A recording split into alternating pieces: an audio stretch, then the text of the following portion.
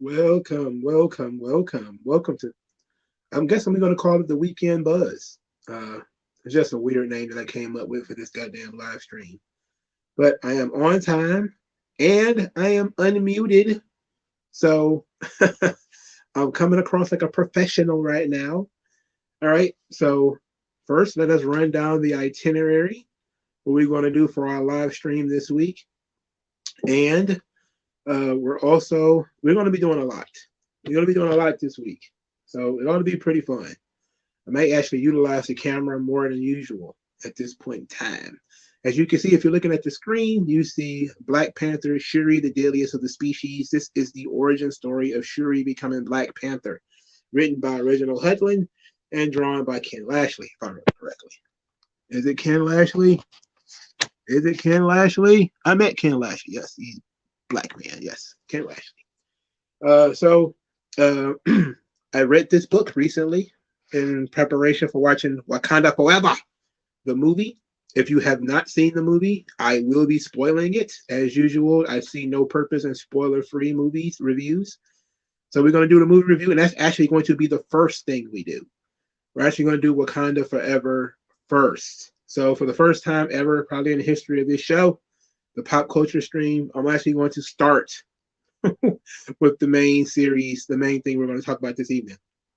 Second, we're going to go through the first 30 to 35 episodes of Bleach, or as they call it, BLEACH, which you guys have chosen for me to be the next anime for me to tackle. Inuyasha, we're going to do a catch up of Inuyasha. I really like Inuyasha. Y'all guys don't seem to care about Inuyasha, but I love it. I think that is great. And I'm going to try to explain why a little bit later. We're going to do some manga. We're going to do a couple of, I got a new manga. I haven't finished it, but there's some things about it I want to talk about before I even finish it, about why I need to choose better manga. Actually, I took that L twice. I'm not even gonna lie to you. I took the L twice. Um, we'll talk about it when I get there. Also, not let me not say that. It's not that I need to choose better manga as if these manga are bad. It's just that they make me uncomfortable, and you'll see why when we talk about it. Also, we're going to talk about two rap albums. We're going to talk about Nas's King Disease 3, and we're going to talk about the Black Thought Danger Mouse album. Basically, just give my overall thoughts on the albums, or and one of my favorite tracks on it, and then we may have a little bit of discussion on it. For the record, no, I didn't listen to that Drake whatever thing because I don't listen to Drake. I'm absolutely, she cannot possibly be ready. I mean, what was they thinking? Honestly, hilariously, that's actually a plot point in the comic book, is whether she's ready or not. WG Phil is clearly she wasn't ready yet, and that's honestly a plot point in the goddamn comic book. Is that she wasn't ready. As a matter of fact, let's go right to that page. There's a page in here where she swears up and down she's ready. She swears up and down that she's ready for this responsibility to be the Black Panther. Where is it? Where is that page in this book? Let's see. Da, da, da. You've been writing a lot of stories lately, huh? That's good. Here it is. You got it in check, baby. Come on, you were born for this. You gotta prove yourself. You gotta prove yourself. Okay. Ali Hankerson, I want to talk about your stories, man. We're gonna have to wait till a little bit later though. Because right now we're going to get into Wakanda Forever. All right, so I watched Wakanda Forever. I'm an Homo sapien. Oh Lord, when did that start? When did we start having these problems? When did we start having this? And why? I don't get it. Anyway, Wakanda Forever, the sequel to 2018. I'm sorry, Black Panther. It took me 4 years to sit down and watch Black Panther because the movie it came across as so god awfully cringe, and everybody that ever seen the movie made me absolutely fucking sick. So I was like, you know what? I refuse to watch this movie. We're gonna talk about Bleach later, but it's gonna be it. I didn't want to see this movie at all. Wakanda Forever. I didn't want to watch it at all. But I said, you know what? I sat through NWA Hard Times. I can sit through Wakanda Forever. I didn't know those shows about the same length. Wakanda Forever is very long. It is very, very long. But ultimately, I don't think the movie was awful as much as it just wasn't great. It was just okay. And it's it's quite frankly one of the most daunting tasks to sit through because you're waiting. I mean, for a long time in the story, you're waiting for the heat. You're waiting to see why, these characters don't like each other. And for a long, it comes, it's getting there. It's in there. The conflict is there, and the conflict is real. But to me, it felt like it took us too long to get there. And part of it was, and I hate to use this word because it almost immediately gets people to ignore what you're saying, but it was the quote unquote wokeness of it, which means the desire to humanize Namor, or Namor, as they call him. Namor. And I'm like, whatever. All right. So as usual, we're gonna do the David Mamet questions, but I want to go through Wakanda Forever. The acting and when it comes to the accents, I am very, very particular about African accents in movies. Accents in movies in general, I try to stay away from them because it's very, very. I know how hard it is for actors to keep a goddamn accent going.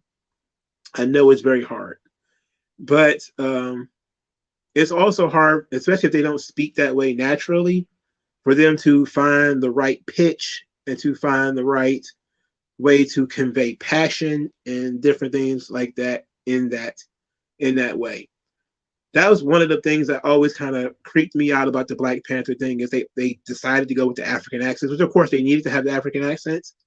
And then they had to pick an African language for them to speak, and they chose, I think, Zosha. And I was just kind of like, okay, let's roll with it. But the movie I'm gonna get to the positives and the negatives, and then we go through the David Mamet questions. The positives of the movie. Let's start out positive. I did not mind most of the fight scenes. I liked that I was about to call them the Atlanteans, but they're not called Atlanteans in this movie. They're called Talokan. The Talokan. They actually come across as a legitimate threat. That is a +1, a +5 actually for this movie. Is that I was concerned that they would do something in this movie that would, similar to Black Adam, make these characters absolutely a non-threat.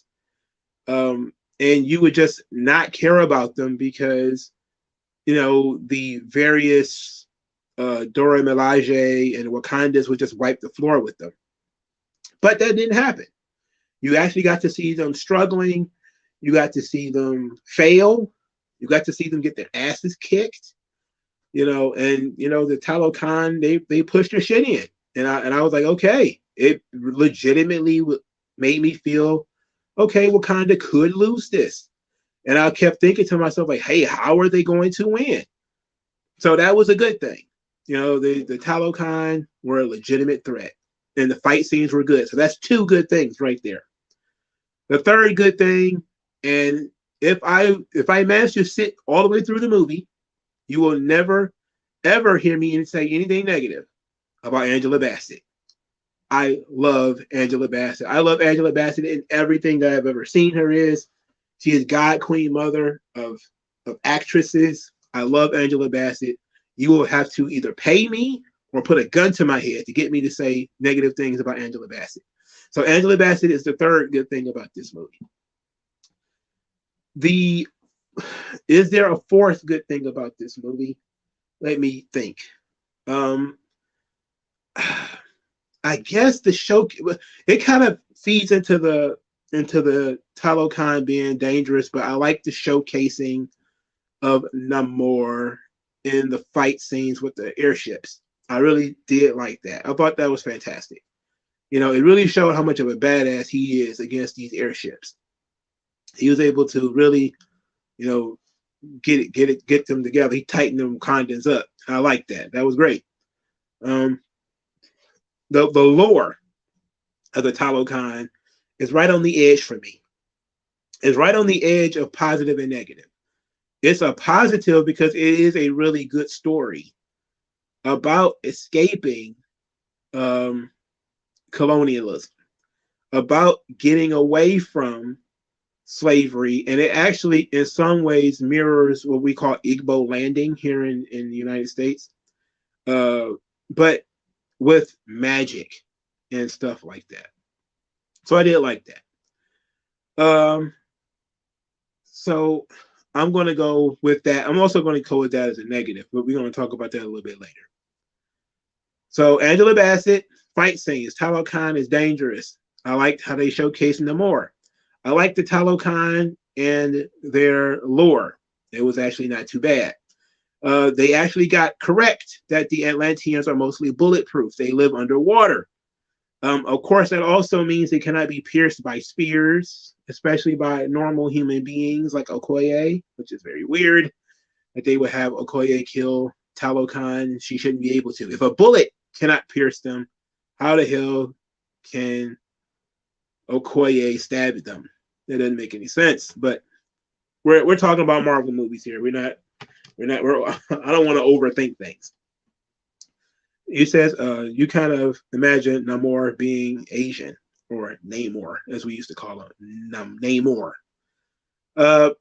Well, Namor is a mutant, you know, so he legitimately looks weird, especially in comparison to other Atlanteans or other Talokan, as they say in this movie.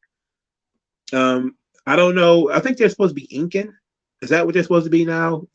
Mayan, Incan warriors or whatever. Look, I will say this, and I will give this a positive. Talokan looked beautiful, with the headdresses and the feathers and everything. It looked gorgeous.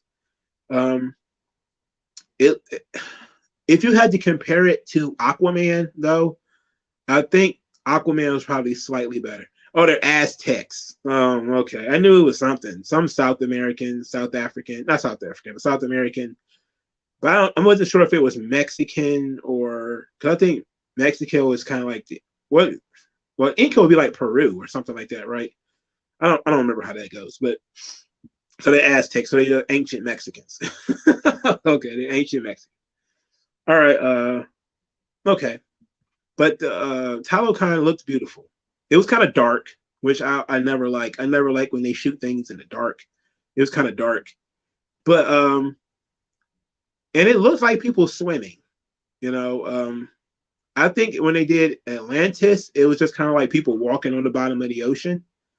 Yeah, I was right. The Inca is Peru, the Mayan is Guatemala, South Mexico, the Aztecs are Central Mexico. Okay, there we go.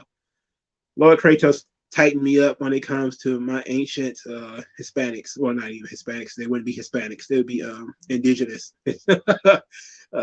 native, indigenous natives. Oh, that's a double negative. That's the same thing. My indigenous peoples of South America and Mexico. All right. But while I enjoyed it, it did look like sometimes that the Talokan were swimming. Mesoamericans. Mesoamericans. All right.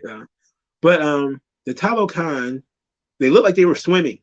And I was just kind of like, they live down there. They shouldn't be swimming. They should just be like walking around and stuff.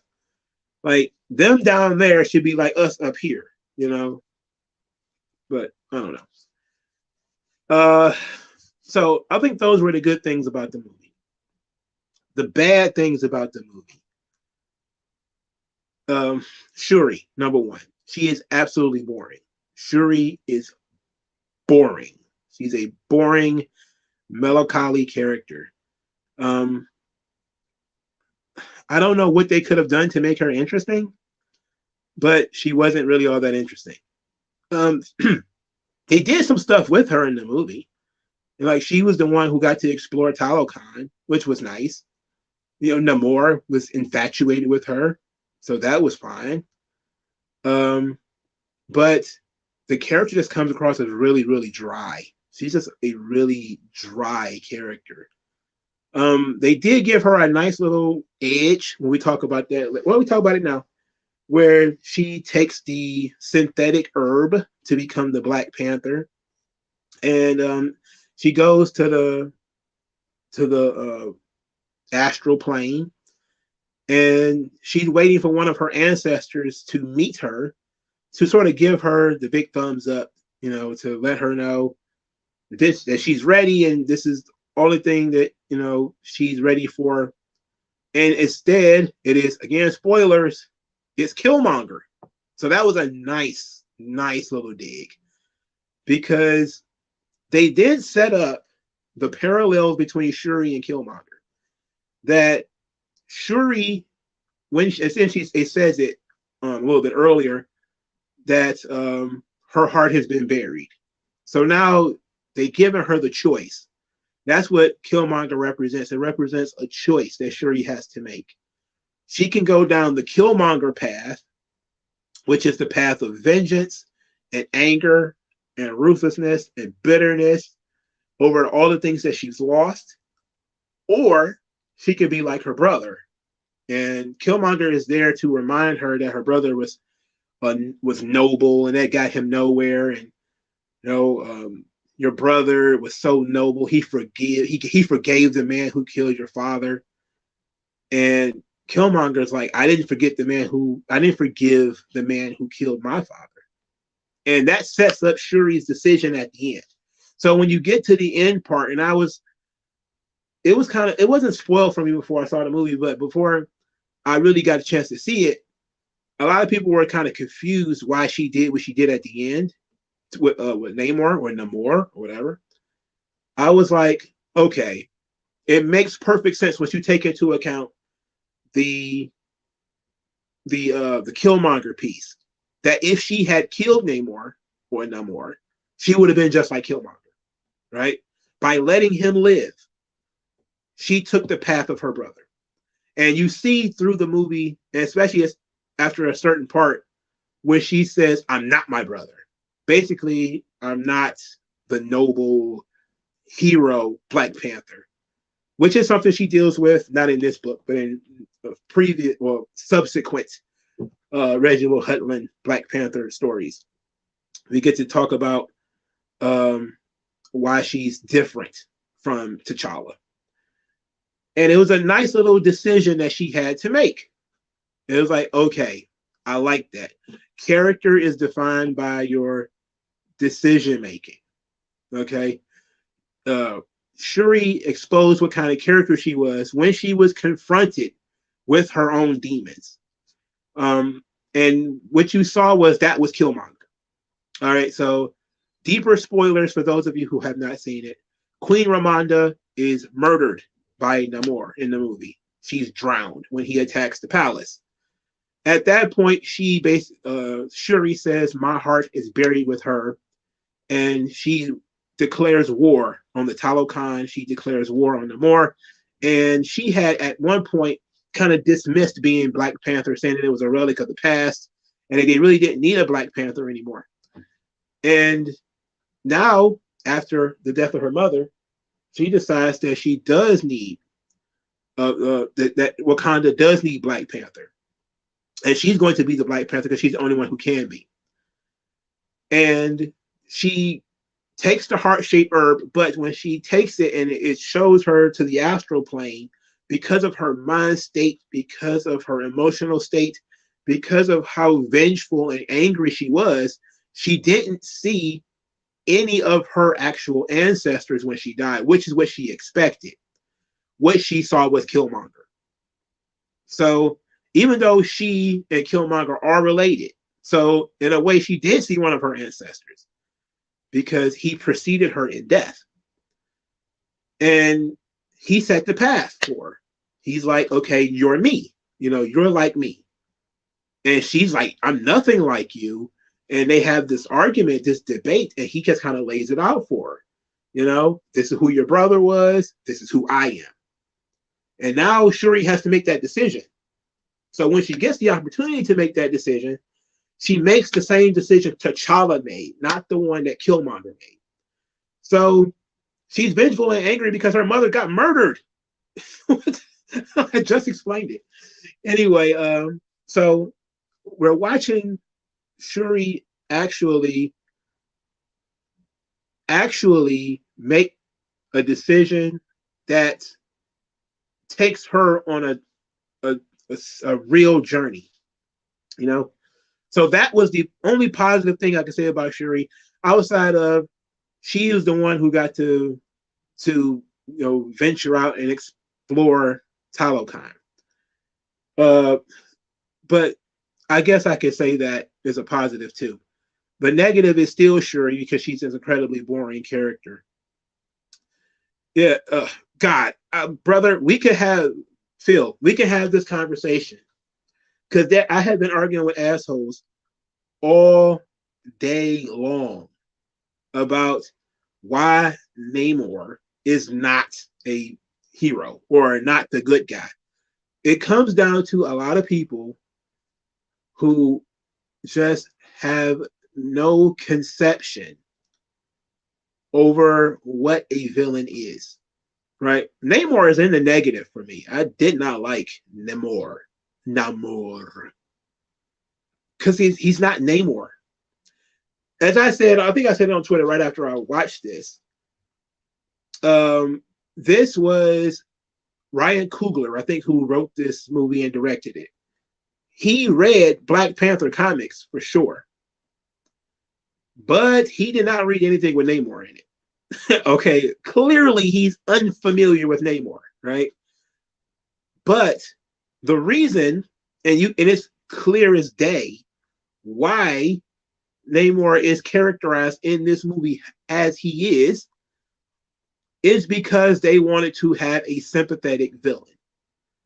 Namor in the comic books is arrogance personified. He's arrogance times 2. He is not a give people too many compliments. Now he is a bit of a seducer in terms of, he does like the women. That's for sure. He does like the ladies. But it's an interesting scenario in so much that Namor is, again, very, very cocky. He definitely is the kind of character who would go to Wakanda and say, look, this is gonna go bad for you guys. You cannot defeat me. But he's also the kind of guy who looks down on you. This Namor in the comic books, he's actually, in the movie, he's actually looking at Wakanda as if Wakanda is an equal, like Wakandans are equal. He's asking Wakandans for help, which is never anything the comic book Namor would do. He would never want to ask people from the surface for help. Now, that doesn't mean he doesn't have people who are on the surface who have the same goals as he, which is what when he joins the Invaders with Captain America and all those guys. That's what that is, But if you actually read some of that stuff, you see that Namor is not really their friend. He tolerates them and they tolerate him. They have a similar goal, but that's about it. And this Namor just really he wanted to be buddies with Wakanda, and that really didn't make much sense. And it was when we get to the plot, things become a little bit weirder because it's essentially two very cocky, arrogant societies that can't decide on how to deal with a similar situation. And basically Wakanda being Wakanda is what led to a lot of the stuff. Darren Gordon Hill is not wrong. that it is a lot of it is the black and Mexican gang war stuff. I mean, that's just at its if you strip away all the superpowers and all the vibranium and all that shit, that's really what it boils down to. You know, that's really what it boils down to is black and Mexican gang war. It's a prison fight. You know, at the end of the day, that's really what it boils down to. But I didn't like Namor. I didn't like him because he was extremely nice in this movie. I mean, he to spoil a little bit, they meet Namor because he swims into Wakanda. He just swims into Wakanda. He comes up, he sees Wakanda, he's in awe of Wakanda, and he's talking to Ramonda, and I think Shuri was there, and he basically, you know, explains the situation. Americans have found vibranium outside of Wakanda. And because Americans and the United Nations and all these people are constantly trying to invade Wakanda to take over the vibranium, especially since the Black Panther is now dead, they have no protector, so they're going to invade and take the vibranium. That's really the idea. But since they found vibranium outside of Wakanda, that could affect Wakanda and Wakanda's not only their economy, which I forgot I did like this too. They talked about how finding vibranium outside of Wakanda affects the Wakandan myth. And Shuri talks about this in the movie, that, you know, she grew up with the stories of the Great Mound and how this was something that was unique to Wakanda. They had found this great source of, you know, wealth in the Great Mound when it comes to all the vibranium. And this was a positive thing for them. It created their entire society. But what does it say if vibranium is also somewhere else? You know, it means that they're not that special anymore. They're not the great, the shining city on the hill anymore. And so they find vibranium outside of Wakanda. You know, that's not really Wakanda's problem. They don't really care about that. Of course, it affects their economy because they sell vibranium. They control the vibranium. And we see earlier, Ramonda is, you know, having conversations with, I think, the United Nations about whether Wakanda is sharing enough of their vibranium. And this is one of the things that is really big for them, is they don't want to share their vibranium. But now they found another source of vibranium, so they don't really need Wakanda anymore. Unfortunately, it is in Tolkan, where, you know, Namor's people are. So Namor's people murdered the Americans who found the vibranium and was going to start mining vibranium right outside of their society. He murdered them and decided he's going to do some investigation. That's how he comes across Wakanda. So he comes to Wakanda and he's talking about creating an alliance between Wakanda and Tolkan in a way to fight against the incoming Americans and all this kind of stuff, the incoming French, incoming Europeans who are going to take away their precious metal and bring all the horrible things that the Tolkan have been trying to escape back to the surface. Apparently they went underwater. This is through Namor's origin story. His people were invaded by conquistadors. They prayed for a way to escape. They came up with some kind of magic herb, which if they drank it, they could breathe underwater. And they created an entire society underwater to escape from conquistadors and disease and slavery and murder and all that kind of stuff, right? So they're very sensitive to invasions and invaders. But of course, this is also 300 years old. So like, you've been underwater for 300 years. You don't know what's changed. You don't know how societies have grown in that time. But, and this was a positive too, they treat Tolkan like one of those undiscovered societies. Like, you know, you find these undiscovered societies like in the middle of Brazil or something like that, and they just kill the first thing they see that they don't recognize. They're like, oh my God, what the fuck is that? Kill it. Just hit it with an arrow, hit it with a spear or whatever. The Tokon is like that. If they stumble across you on their plane of existence, they kill you. It's that simple. You know, so I got that. I understood that. But he's also threatening Wakanda, basically saying you either ally with me and help me find the scientist that helped them find the vibranium that was in our oceans or in our seas, or I'm going to invade Wakanda and kill you all. And I was like, wow. Like, you would think that now, you know, diplomacy would be like the first thing, right? Like when you have like a legitimate conversation, let's talk about this. Let's talk about how this could affect our economies. How could it affect the oceans? How could it affect the seas? How can we stop this? What do you know about this? Yada, yada, yada. He's like, no, either you help me find this scientist and kill her, or I'm going to murder all of you. And I'm just kind of like, wow. Okay, so there's the heat. You know, he's going to kill him. So the scientist is Riri Williams, and Riri Williams is an absolute negative in this movie. She is a negative. I hate Riri Williams. Now, I'm not saying that the girl who played the movie, the character was bad. The difference between the comic book character and the movie, she was aged up for the movie. She's she's 19 in the movie. She's like, I don't know, like a 15, 16-year-old in the comic books. But it's the same premise. She's a genius who, you know, goes to MIT. She's from Chicago.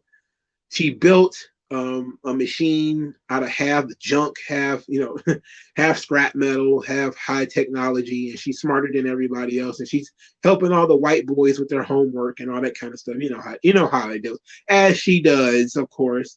She's so much smarter than everybody else, right? So Okoye and Shuri, they find her. The Talokan were actually tailing them. They find out about Riri. They're going to kill Riri. They're going to take the girl away. Instead, Shuri trades her life for Riri's life and decides she's going to go with her. And that's how they get down to Talokan. Basically, Shuri surrendered. And that's really what it boils down to, is that Shuri surrendered without a fight. And therefore, Namor, he welcomed her into his society. She got to walk around his society and all this kind of great stuff. Now, what ends up happening is, I forgot about Nakia, who was one of the Dora Milaje, along with Okoye. And she had gone off and done her own thing. I believe at the end of the first Black Panther, she kind of left. And they used her as a spy to eventually find her way down to Talokan, and she was able to save Riri and Shuri. On a positive note, and I will say this is also a positive, when Okoye was going to find Riri Williams, she asked to take Shuri with her. And Ramonda was like, no, this is dangerous. I don't want Shuri to go. But Okoye kind of talked Ramonda into letting Shuri go. And Shuri gets kidnapped. So when Okoye comes back, Ramonda strips of her title and basically boots her out of the military for failing. And that was great. And I thought that was fantastic, because I was like, finally, a woman faces some accountability for her actions. A woman fucks up and gets held accountable. And it just happens to be about another woman, for Christ's sake. Thank you. Thank you. Somebody, goddammit, is going to hold Okoye responsible for her fucked up behaviors. All right.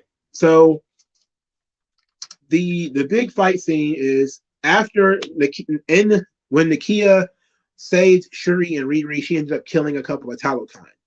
This led to Namor, his first initial invasion into Wakanda.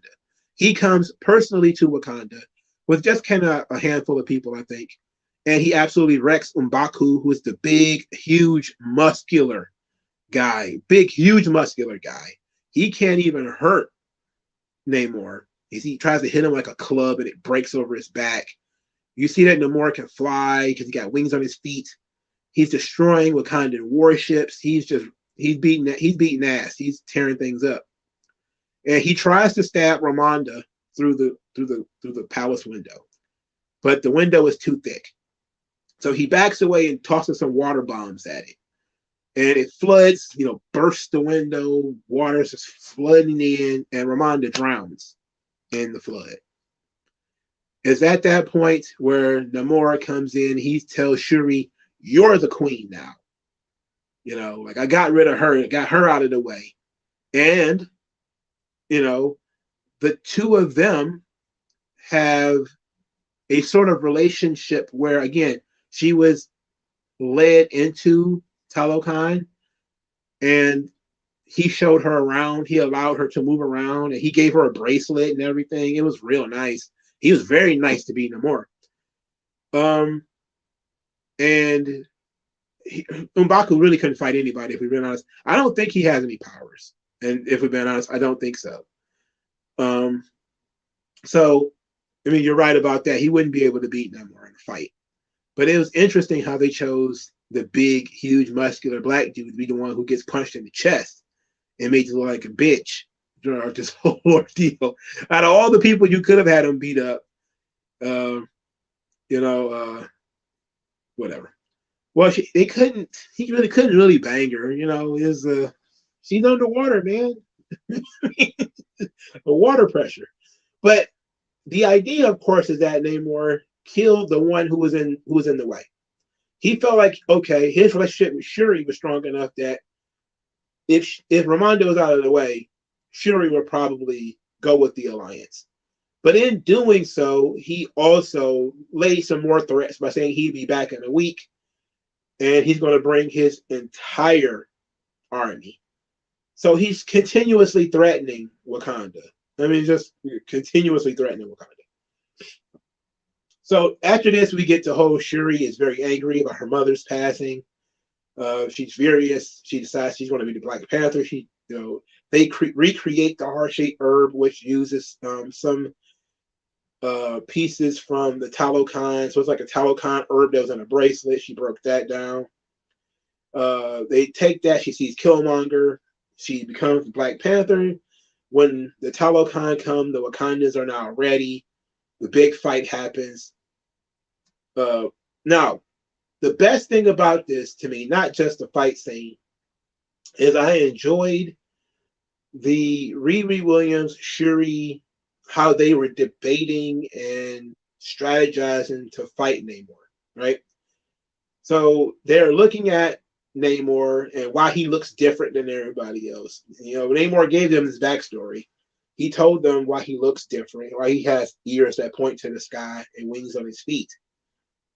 And they notice that water makes him stronger. And so they figure if we can get him away from water, we can beat him. And that's kind of what the plan is, to lure Namor away from water. So he can't be... and this is actually a legitimate thing for the comic books, is that Namor needs water. His body absorbs water and it strengthens him. Like Superman needs the sun, Namor needs water. But the difference is Namor doesn't absorb. Like he absorbs water, but he doesn't hold it like Superman does. Like Superman holds sunlight, so he can go without sunlight for a long time, but Namor constantly needs water.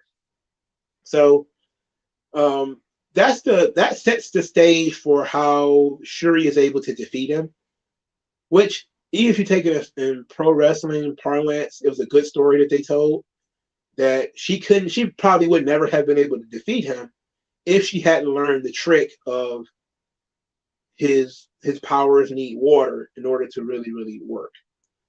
A lot of people was tripping over Shuri getting stabbed and surviving, which I gotta admit was kind of weird. I was kind of like, okay, but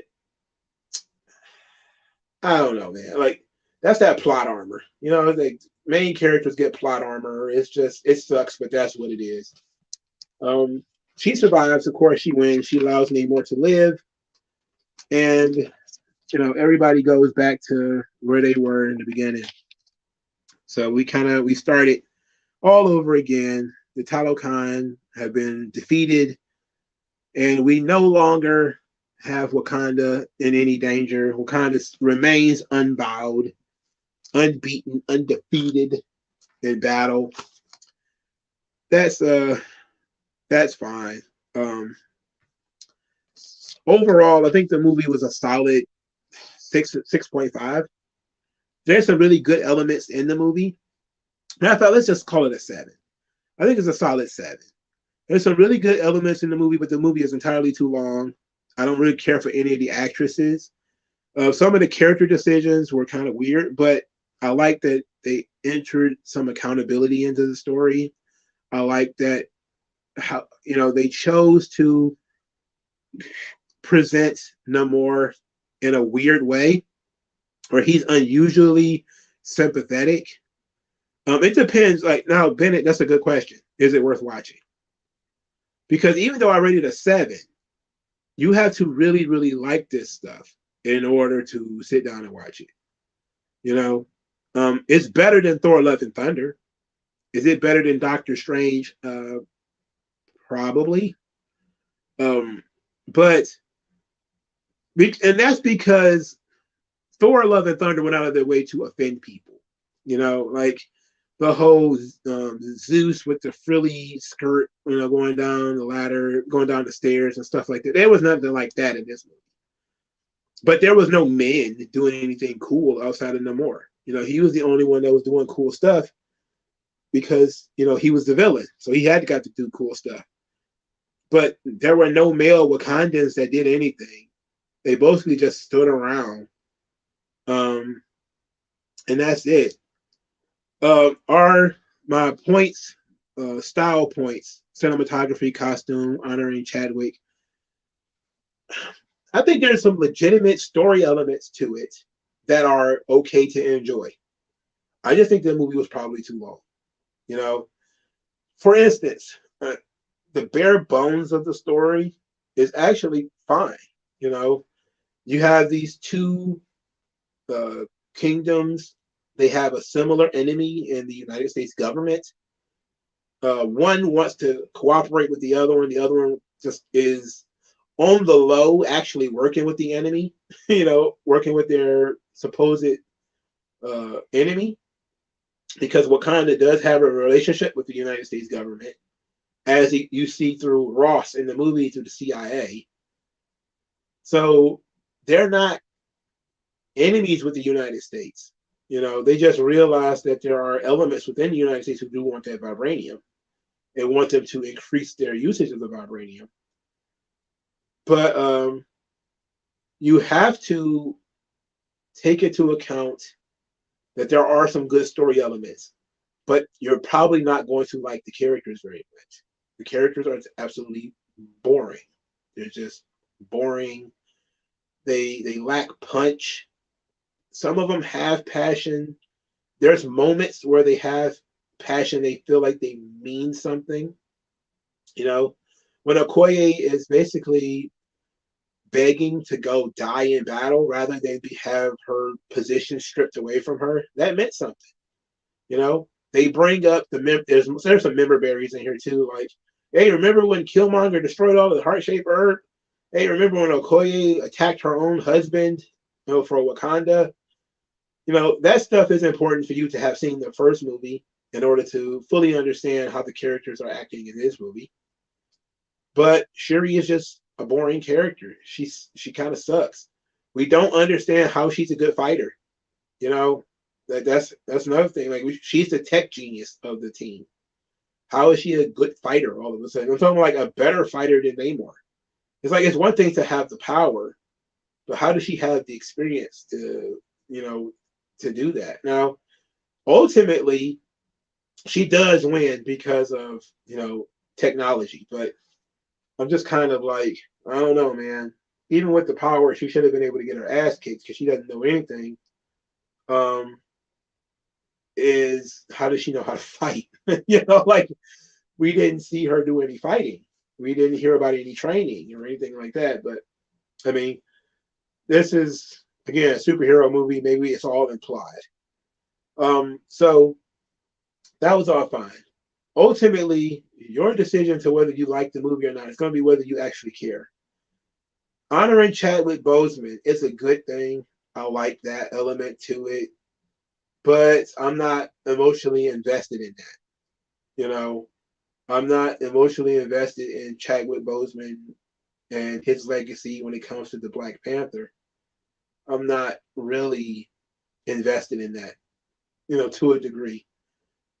Um, Ramonda dying. If she wasn't so insufferable throughout the movie, which is, look, Angela Bassett is phenomenal, but Ramonda is insufferable throughout this movie.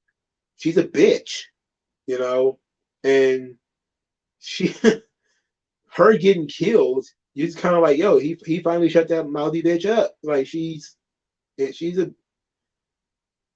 very aggressive for somebody who does not have powers, you know.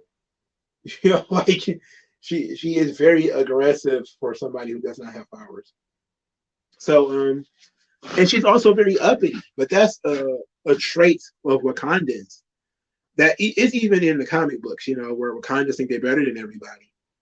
But we get it, I get it. But when she gets killed off, you're like, wow, that's something major.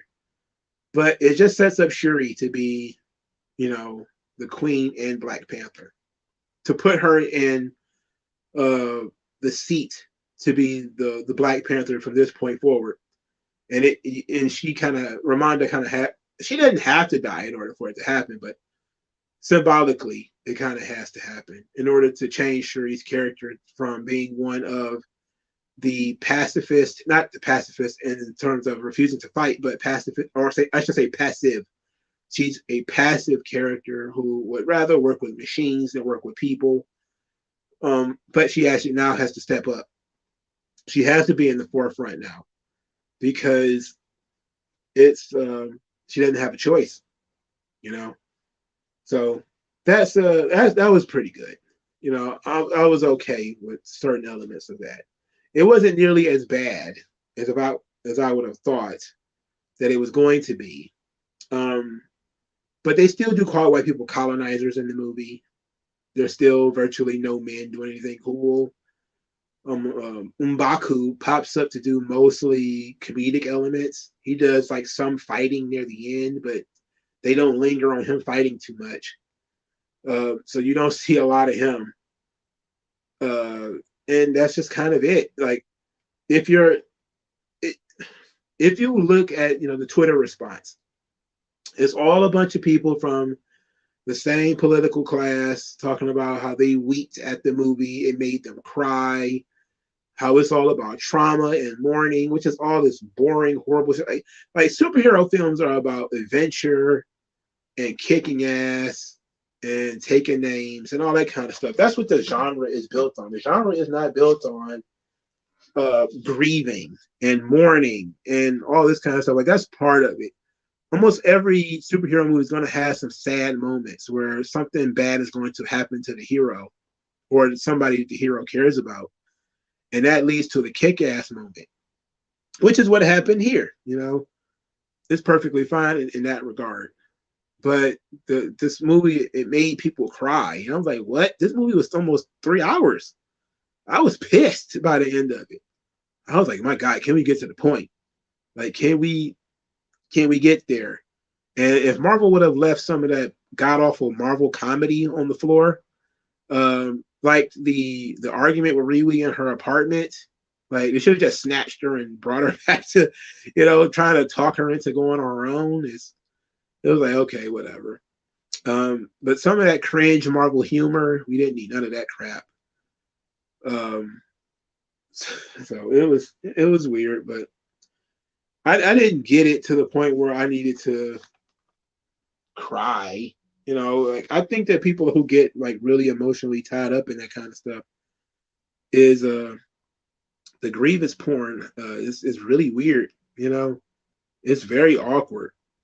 I can't stand it, and I don't understand why people would even participate in that. I don't understand why people would participate in it, but it's not for me to understand all the time. I take the L on that. I'm gonna take the L on it because I don't get it personally. Don't get it. Now let's do the David Mamet questions. One, what does your hero want?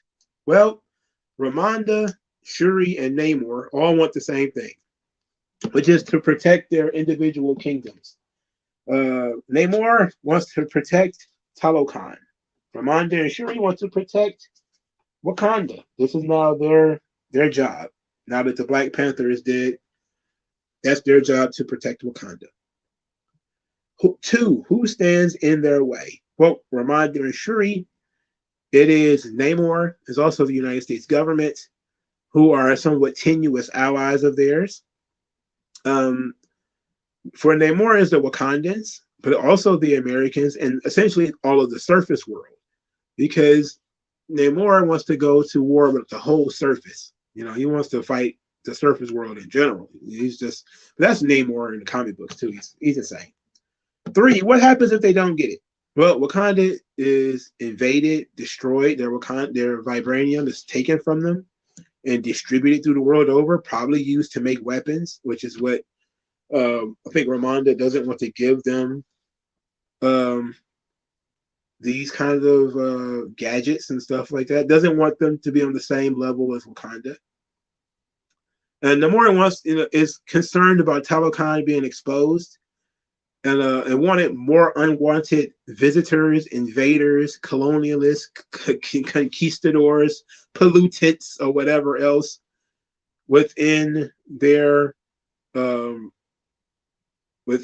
sphere of influence. That's because it's not great. It's good, but that's about it. And when it comes to this movie, it's a passable movie. You have to already like the Marvel Universe to really get this movie, to like it, and to even care about it. And then even then, it's too damn long. All right. So the fourth question is, why now? Well, because vibranium was found outside of Wakanda. That's why now. That's the jump off of this story.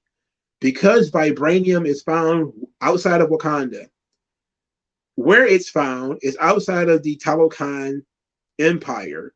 So they're involved now because they have to attack the Americans who are going to take this vibranium.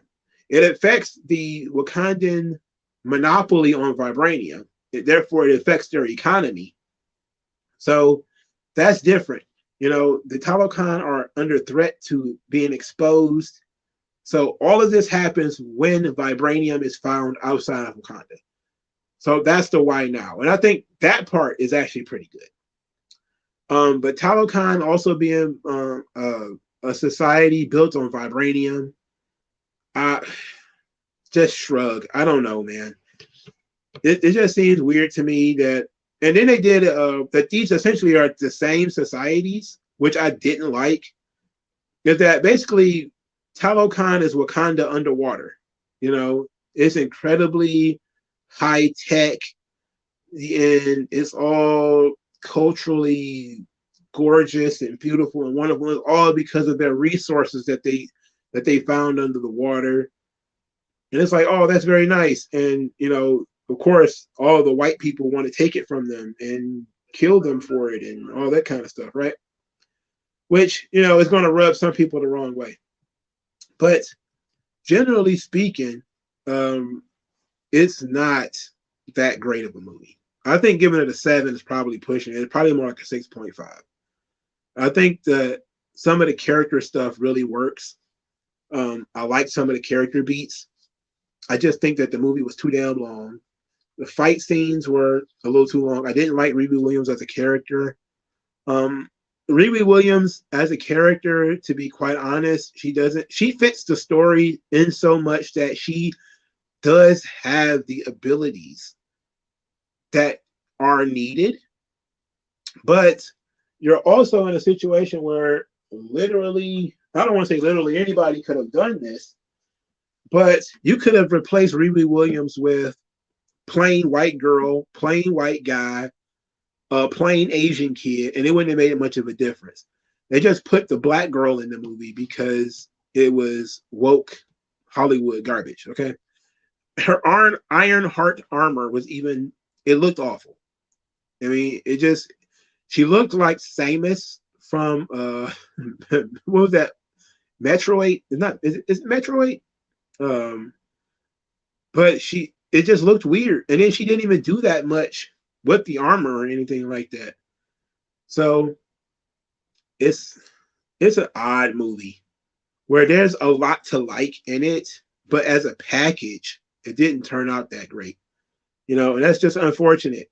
But dudes at work were telling me how they were emotional about the movie and stuff like that. And I was kind of like, bruh, no, I'm just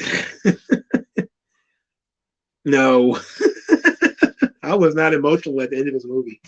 Even when they did the mid-credit scene and you find out that T'Challa has a son, and I was just kind of like, oh, okay, that's interesting. Well, I'm glad you did that. Like, okay, so there will be a King T'Challa. It's just going to be a King T'Challa Jr. or whatever. Okay, whatever. Very weird. Very strange.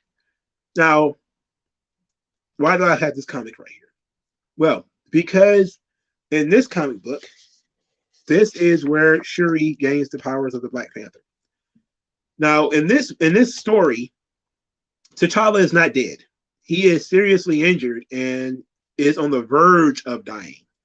So he's about to die, but he's not quite dead. If we're going to be honest, Darren Gordon Hill, it's not even the fatherless kids that bothered me. What bothered me is the Black Lives Matter messaging. And you may say, you never mentioned Black Lives Matter messaging at all through this entire thing.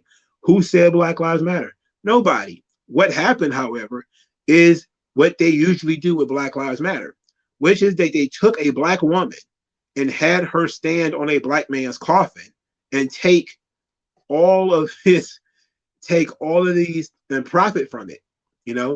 Take all of the positivity, all the love and the sympathy that everybody had for Chadwick Boseman. They tried to absorb all of that and then put it onto this other lady. And he was like, okay, well, what? But you see how that's how they do it. That's how, Black Lives Matter and everything works. Black man gets killed in the street. All of a sudden, we're elevating his mother, we're elevating his sister, we're elevating some woman that was around him to this godlike status where, his baby mama or something like that. And she gets to benefit from him dying. In this movie, Shuri benefits from T'Challa being killed. T'Challa dies. Now Shuri gets to be the Black Panther. She gets to be the queen of, and she gets to be the main character. She gets to be the focal point. She gets to be the sorrowful mourning sister who, is going to raise her brother's son and all this kind of stuff. It sucks. You said I think they spared Riri because Black female, despite not from Wakanda. Well, yes, but it's also because they probably thought they could use her.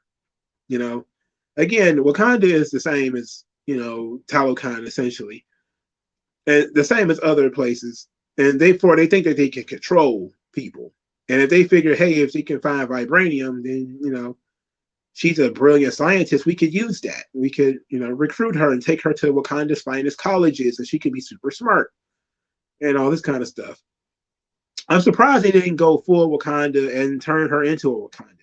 And if she was like a Wakandan kid living in the United States or something like that, which they do that quite a bit now in the comic books. Random Wakandan kid is super duper smart and they living in the United States all of a sudden. That's basically turning them into Nigerians.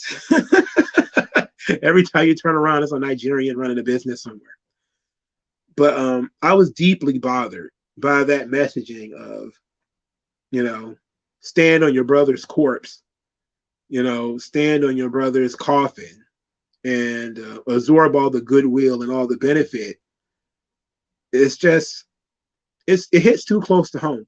Because for me, every time a Black man dies in today's world, a woman benefits. And that sucks. That shouldn't be that way. A Black man gets killed in the street. All of a sudden, again, his baby mama, his sister, his mama is elevated to some kind of godlike status. And it keeps happening. Like it happened to Coretta Scott King too. Like Coretta Scott King became like the civil rights leader after Martin Luther King got shot. The closest woman to him got elevated to some kind of mystical godlike space. Like Coretta Scott King ain't never, well, I'm not gonna say that. I'm not even gonna go that far. But ultimately, that's just kind of what's been happening in these civil rights situations. So it's natural that they would do it in the movie. They saw an opportunity to elevate Shuri in a natural way without it coming across as being diversity, right? Because the actor literally died. It's not like they killed the character off. The actor literally died. Therefore, they don't have to recast him. They can use the memory of his death all over the movie. And that's what you get. You get the commodification of the dead black man, which is what you get all the fucking time on TV anyway. You get the commodification and the commercialization of dead black men on television all day long. And they just did the same thing here. Black man dead. Come see this movie. This is basically a 3-hour funeral. Oh yeah, Shuri's very cool. Look at her. She's the new Black Panther. She's badass. And hell, she might even be stronger than him, which I heard some people say. You know, you have to be racist to not watch this movie, Darren Gordon Hill. You're a racist if you don't watch this movie. All right, I want to show you. I really want to show you guys something, which is why I put this movie, this thing here. It's very specific because this is the one thing that they probably took from this that is very interesting. And that is that Shuri, the belief that Shuri was rejected. Because this is something that actually comes in the movie too. And I want people to really kind of look at this because Reginald Hudlin is like, patient zero for woke ass comic book writer. He is patient zero for this, right? He's the top of the fucking list when it comes to that sort of thing. But he still understood basic storytelling. He still understood how to get these characters over and how to make them work. So here it is. This is Shuri meeting the Panther God. This is Bast. But this is a sort of physical manifestation of Bast. And Shuri thinks that she's going to be able to go to Bast and say, I've prepared for this moment my whole life. I'm ready to face you.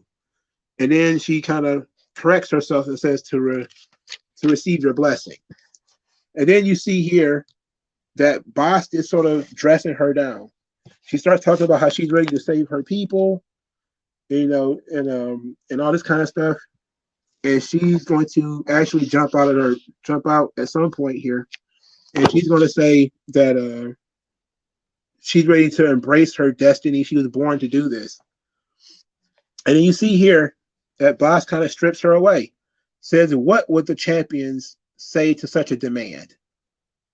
How would they respond to such arrogance? The mantle of Black Panther is not about entitlement. It is about sacrifice, about putting the greater good ahead of the pursuit of glory. But you see it as a trophy to be won or lost. Jealousy has festered into your heart since your brother took up the mantle. Of all the enemies you faced, hubris is the one you've never defeated. You are not worthy to be the Black Panther. It is not your burden. It is not your destiny. And it never will be.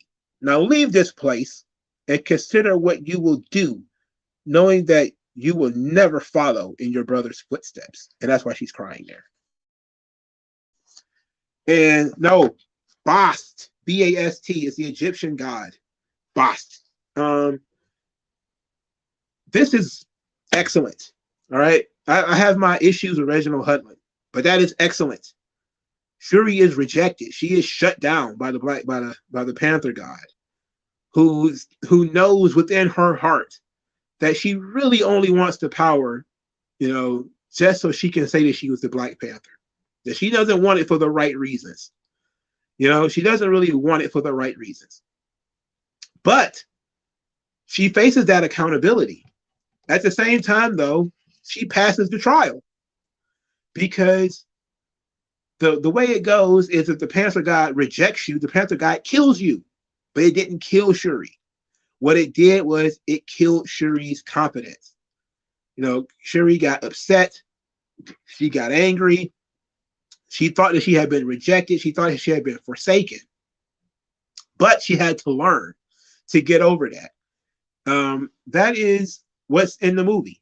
In the movie, she feels like she has been rejected.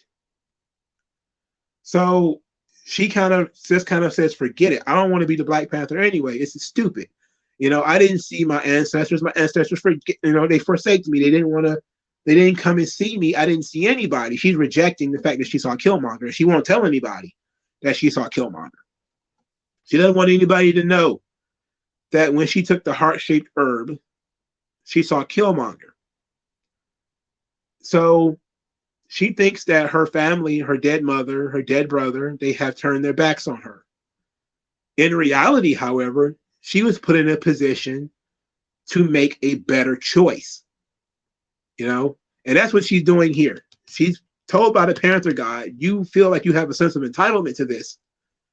And that's not what this is. You know, it is a sacrifice.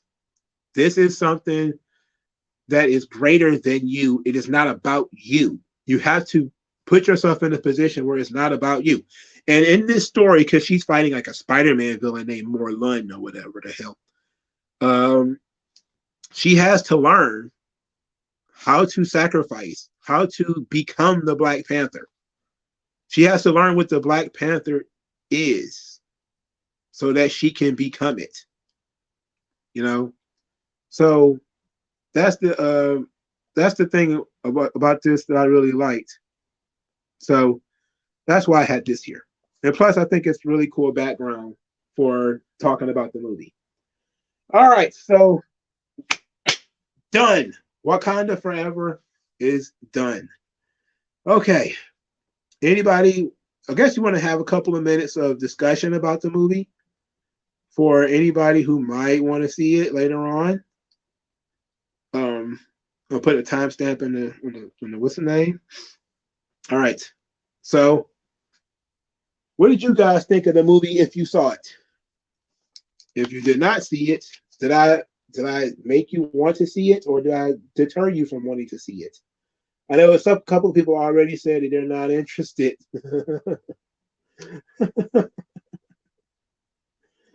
So, hopefully, I didn't ruin the movie for you too much. I mean, ultimately, I think everybody should watch the movies for themselves, so that you could get a sense of whether you like it or not for yourself. You know, like for me, it was okay. I didn't think it was great. I just thought it was just too damn long, and I didn't like the overall message of go ahead and die, young man. Your sister will take your job and reap all the benefits and do it probably better than you. All right.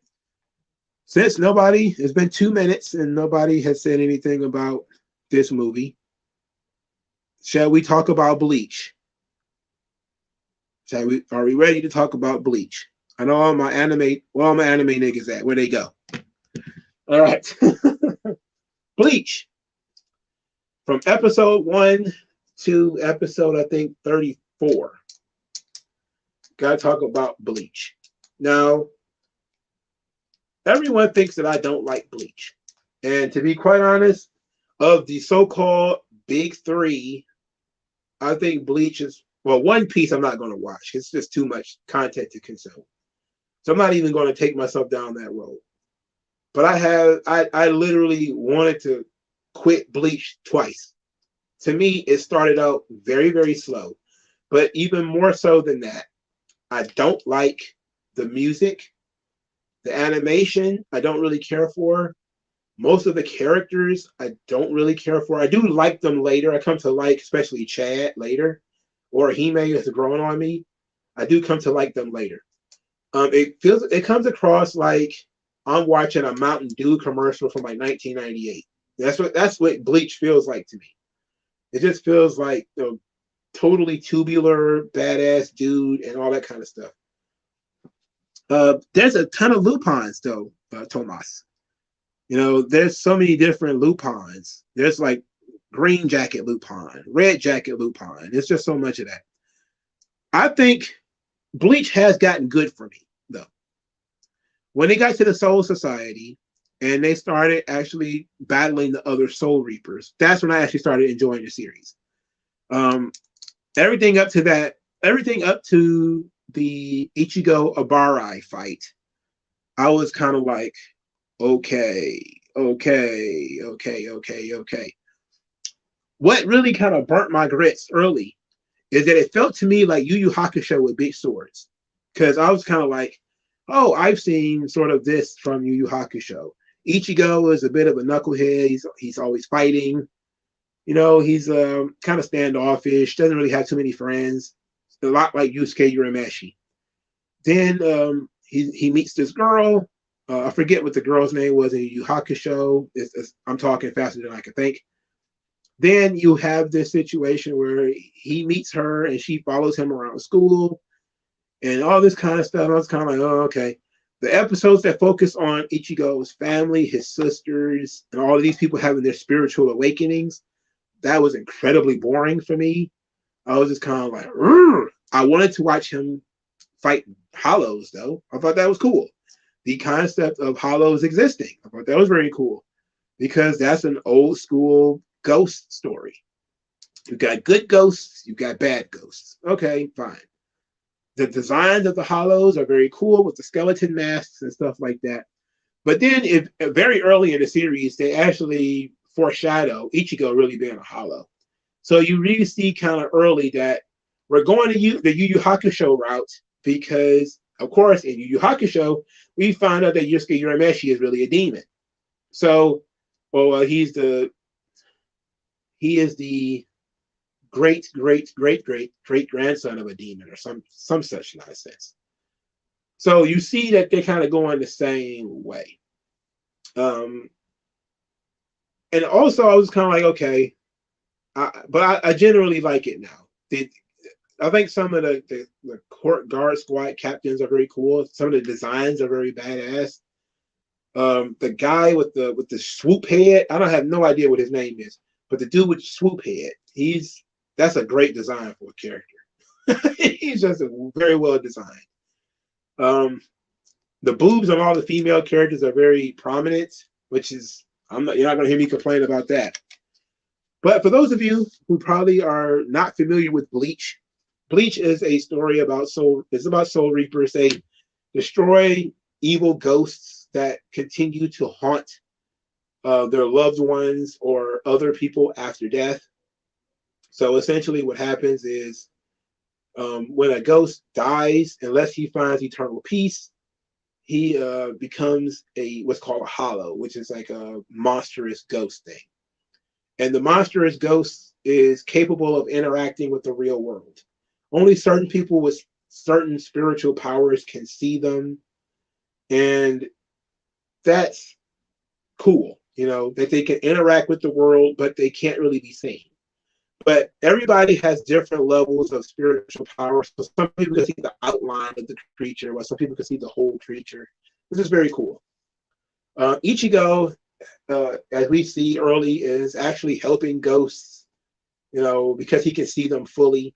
So even before he becomes a Soul Reaper, he has spiritual powers where he can help the ghosts and stuff like that. This is very cool. Ichigo's dad gets on my fucking nerves. Like, as much as I love Might Guy from Naruto, Ichigo's dad is awful. His sisters are equally so. I really don't care about them at all. I would probably be better off if Ichigo was more like Chad and then didn't have any family, because his sisters are mad annoying. But at the same time, it gave him something to fight for. So when his powers started to awake as a Soul Reaper, it was over protecting his sisters. So that was fine. I really didn't like the music, if we being honest. I think I said that already, but it bears repeating. I didn't really like the music. So what we get is the Orihime episode about her brother. That got me to push through because up until I think this was episode 9, I was kind of like, okay, I'm not not really caring that much about this series. I had no real desire to see it after I quit Bleach. Like Bleach is something that was on TV when I was watching anime on TV, and I quit. You know, I didn't want to finish it and didn't want to see it. But I figure, look, I go to enough conventions. I said I should get slapped because the music is great. No, mm-mm. I don't like it. I don't like the music. It's like 2000 era MTV stuff. I'm not a fan. It just feels like something that would come on during that era. When did Bleach first air? Was it around the same time Naruto aired? It was like 2003 or something like that, 2002. But ultimately, like I said, it wore on me later when you started seeing the Zanpakuto and how they changed and muted and the combat. I did kind of like that stuff. But they did an evil body swap in episode 7 or some crap. I was like, oh good lord. When they introduced Uryu, I thought that was fine. He was unnecessarily dickish, which is, you know, a normal thing for anime is you have the sort of, I wouldn't say straight arrow protagonist, but the sort of dickish also protagonist. It's like his buddy. Okay, so it's from 2004. Okay. It seems about right. It feels about right. But Uryu is a Quincy, which I think is actually very cool. They destroy hollows. They don't try to purify them. So that creates a separate set of lore that I actually liked. He shoots spiritual arrows. It's very cool. Of course, he's introduced as being incredibly reckless because he wants to challenge Ichigo to, you know, a battle to see who can kill the most hollows. And so when in doing this, he summons all of these hollows to the battleground or whatever, to the city, so that they can fight. And Ichigo rightfully says, like, hey, what about all the innocents that are going to be hurt or harmed in this thing between you and I? And he's like, well, I'm going to destroy them all, so I'm not concerned about that at all. And I was just kind of like, oh yeah, well, let's see how that turns out. And of course, it turned out exactly the way I figured it would, which is things got out of hand, and they had to work together to destroy some of the hollows. But also, this was very good because, and this is actually what I was saying again when I started sort of getting used to it and actually started liking it, is because it actually pushed a lot of the characters who were on the edge of their spiritual powers, like Orihime and Chad. It pushed them to actually develop powers. So Uryu, in making that huge mistake, he pretty much created the team because he, you know, like Orihime's powers are kind of stupid. I'm guessing they will grow more later, but I do like the lore of her hairpins and stuff like that. Chad is just very cool altogether. He's a badass character. I like him so much. But what you have is, under the pressure of all of these hollows that are now attacking people, you got more opportunities for other characters to grow, and they have to grow rapidly in order to stop the hollows and stuff like that, which is all very, very cool stuff. Okay, so Rukia is, you know, Ichigo was borrowing Rukia's powers. That's a crime to the Soul Reapers. They come and take her away. They're going to execute her for this. And I was like, wow, that's a little over the top. And then we learned a little bit about Soul Reaper Society, you know, Zanpakutos and stuff like that. Okay. They put together a team to go and save Rukia. They go through all the training. All right. That was all fine. We get some interesting intrigue, as we don't know whether Rukia is being punished, legitimately being punished for giving away her powers, or if she is being punished for something else, and we're not sure what that something else might be.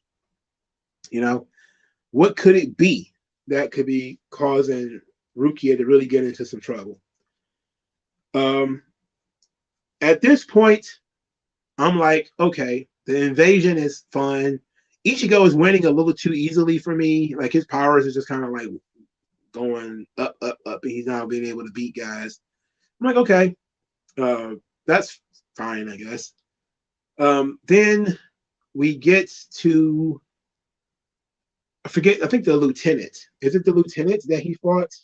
No, it was before Abarai. I don't know what the guy's name was. After he defeats him, the guy gives him all the information, tells him about Kenpachi, who wants to fight him.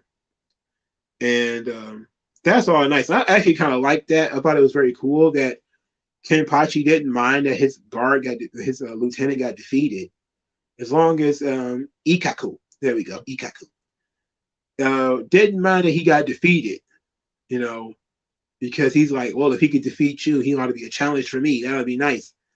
So Kenpachi made himself a very interesting villain, well, antagonist character right there, because under normal circumstances, you would get with the swoop head dude whose name you just told me, and I think it's Mayuri. I'll say so. Mayuri, he's gonna kill him for losing. You know, even though he can't technically punish people outside of his own squad, he's gonna kill a guy for losing. But you see, like the inner working politics of the court guard squads. You learn the rules. You know, Miori can go and question Ikaku about it, but he can't do anything. So Ikaku doesn't want to tell him anything, which he doesn't. He doesn't have to. So rank matters, but it doesn't matter that much because he can still sort of, you know, shrug off this captain who demands to know information. He's kind of like, I don't know anything. He's like, you're lying. I don't know anything. I don't know what to tell you.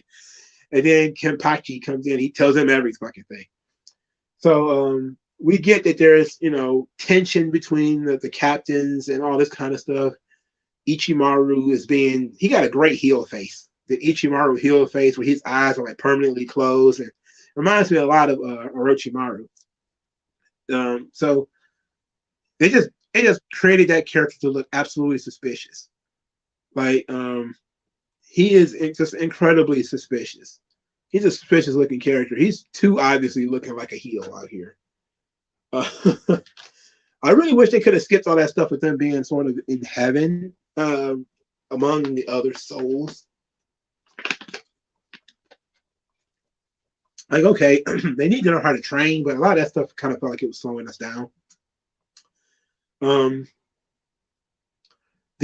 We learned that the guard squads, of course, vary in strength, they vary in power, they also vary in abilities. Rukia's caretaker was a member of the 4th guard squad, and they can heal people and take care of people. So that was very cool. You know, that was very cool. I actually like that too. So it's not like everybody can do the same thing. Everybody could do something different. So that was nice. The battle between Ichigo and Abarai is what got me into the series. I was kind of like, okay, this is fun. You know, you get to see sword fighting, they're doing cool stuff. You see the the tactics that they can use. Of course, this stuff is going to get better later, which is, you know, why I liked it. I didn't like that they're already doing ass pulls with Ichigo and his abilities. Like, it just seemed like his abilities just magically get better. Like, just I don't know where they do a good job of maybe falling back on some of the training, and that maybe he was prepared for this by Green Hat guy, whose name I don't remember. Did I write his name down? I think I wrote his name down on here somewhere.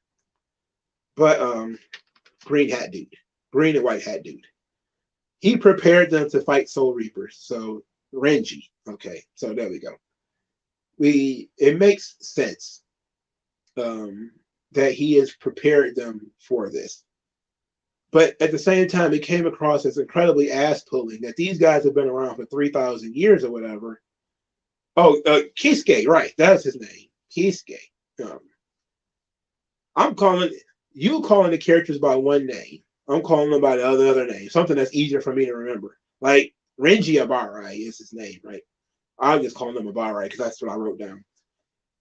So but the character design for that character is great though. Like the big bushy red hair. It reminds me a lot of a character from Samurai Showdown. I don't know if you guys ever played that game.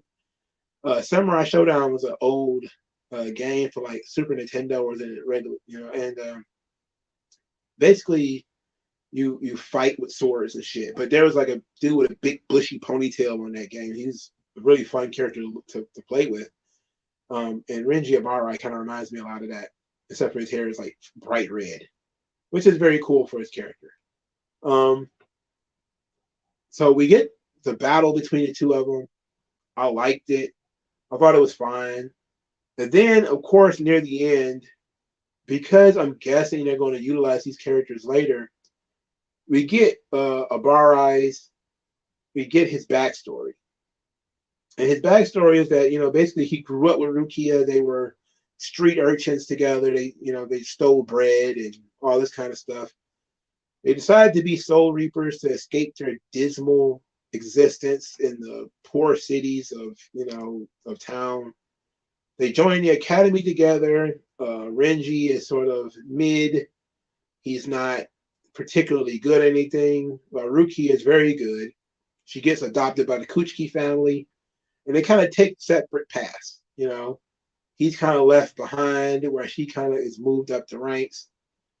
But they have a special relationship between the two of them, and it's a little weird because at this point you realize that he definitely cares a lot about Rukia.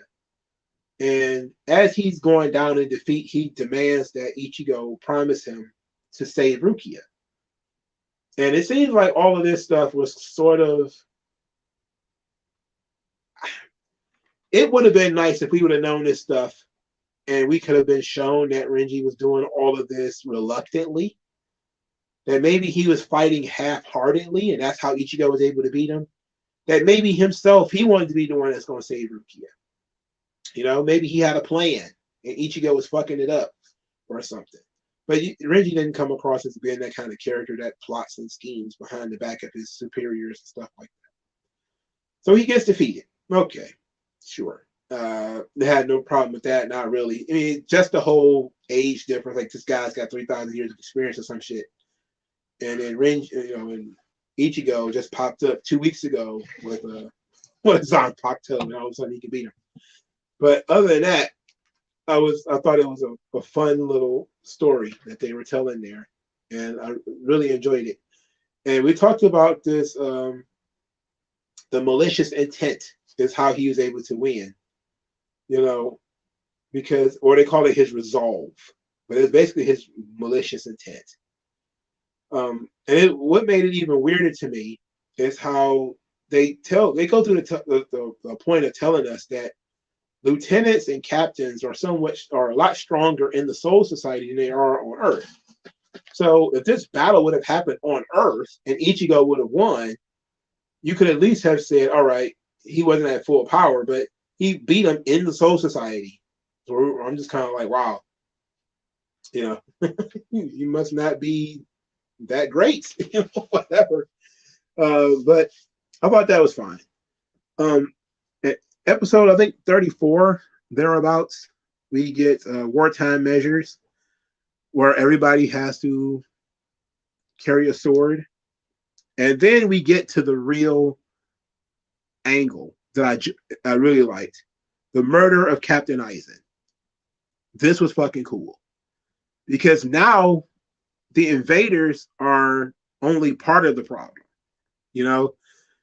At this point, we had been watching the battles of the invaders. Some of it was interesting. Other parts were not. It was just Chad punching guys out, which is always cool because Chad is dope.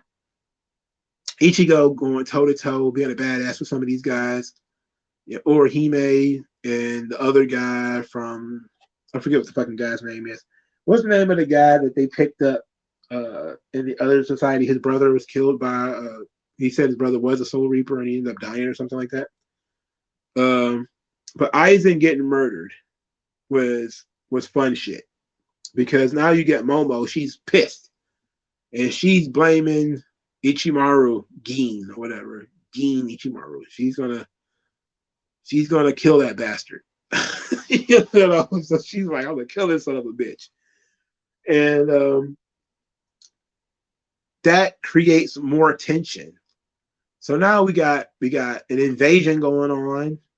We got captains and lieutenants being defeated. We got a lieutenant being defeated, rather. A couple of lieutenants being defeated. You know, a bunch of other different people within the Soul Society has been defeated, and you know they're being humiliated at this point. A bunch of rookies, a bunch of humans are just invading the Soul Society and fucking stuff up. But now they got a murderer, and it's the guy who killed a captain. So now this is very interesting. So then things tick up a little bit more because I'm actually starting to pay more attention to Chad and how polite he is, which is, to me, very interesting trait to give a character in this universe, that he's just incredibly polite. You know, he asks questions. He says he's not going to hit you. He doesn't hit you. You know, there's no malice or anything behind what Chad does. He's doing it, you know, for a friend, and especially since I liked the story that they told later about him. We'll talk about that in a moment. So we get the Kenpachi and Ichigo battle, where Kenpachi is unharmed by Ichigo's attacks. And then, of course, we pull our way into Ichigo can now hurt him. Hilariously, Chad grew up in Mexico. So I'm like, I wrote down, like, Chad is Mexican? Without really listening. Like, I had to rewind it to correct myself, because I was like, wait a minute, you can't tell me Chad's Mexican. But he was raised in Mexico with his grandfather, his abuelita.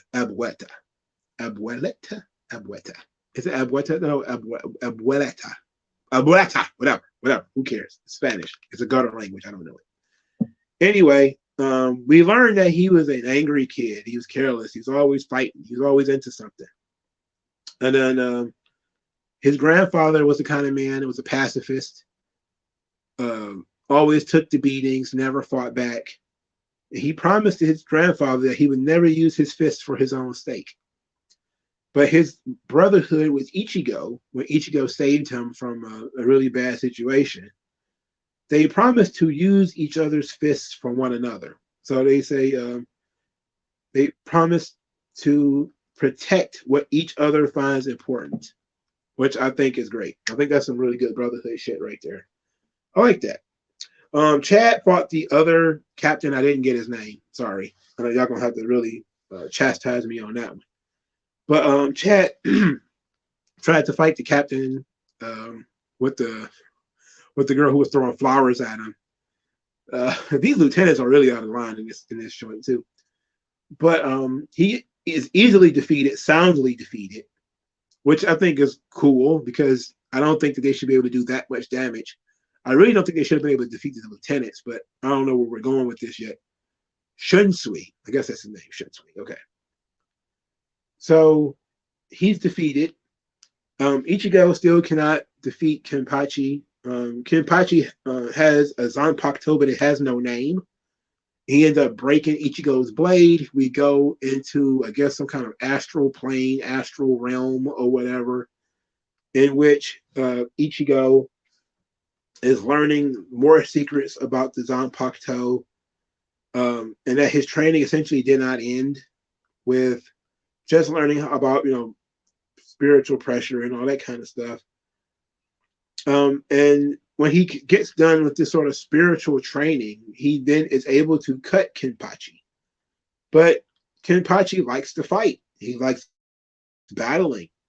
And I thought this was kind of weird too. He says like he finally met his equal and said that Ichigo might actually be better than him. And I was like, what the fuck? This guy's been a Soul Reaper for like two weeks. Like, already he's better than you?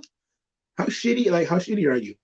So then we learned that Kenpachi has no restraint, is going to remove all restraints by removing his eye patch. Zangetsu, that's the name of his sword. He's going to remove all restraints. And he views Zanpakuto as merely weapons. They're not something that is meant to be fought alongside. Okay, so we're setting up a difference in philosophy already. Kenpachi probably does have a Zanpakuto with a name and all that stuff, but that's not how he chooses to use it. You know, he chooses to use it the way that it is. So I like Bleach now. I still don't think it's the greatest show, but I haven't gotten anywhere near where most of you guys are. So it's okay. Um,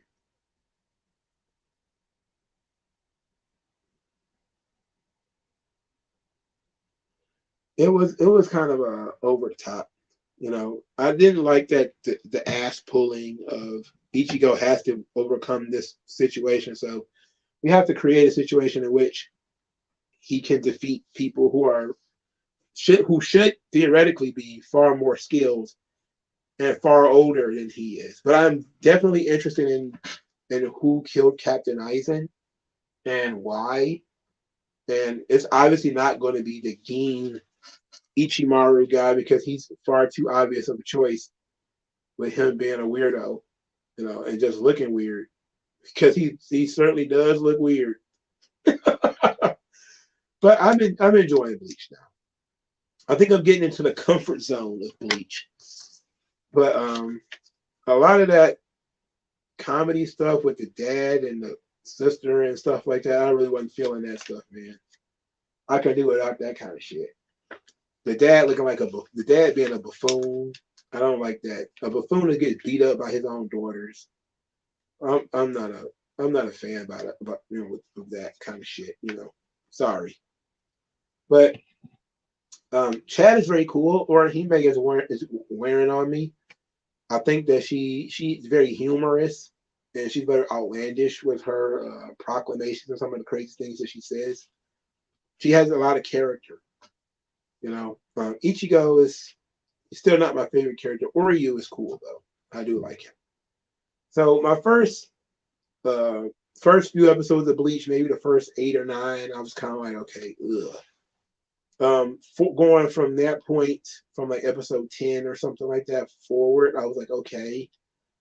Then when we got into the stuff with the Soul Society, I was really into it. Uh, so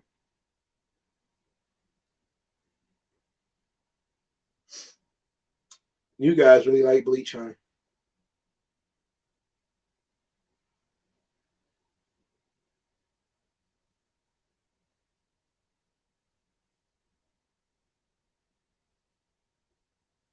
I just can't stand it.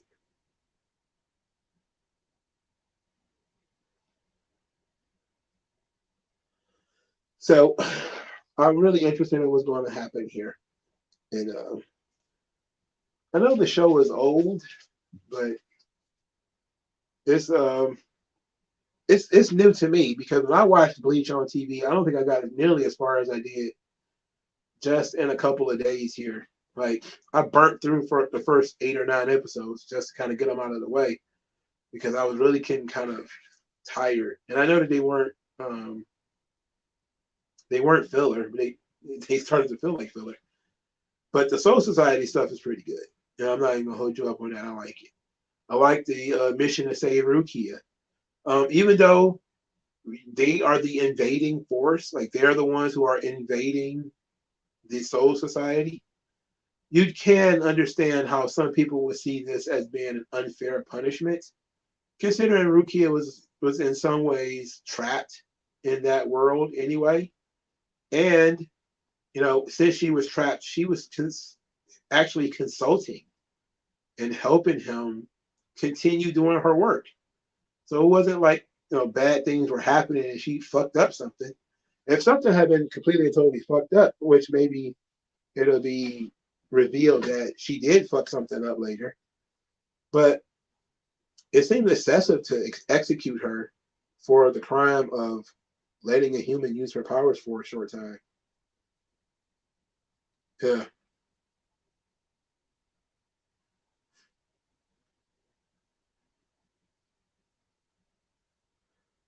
All right. Where did everybody else go?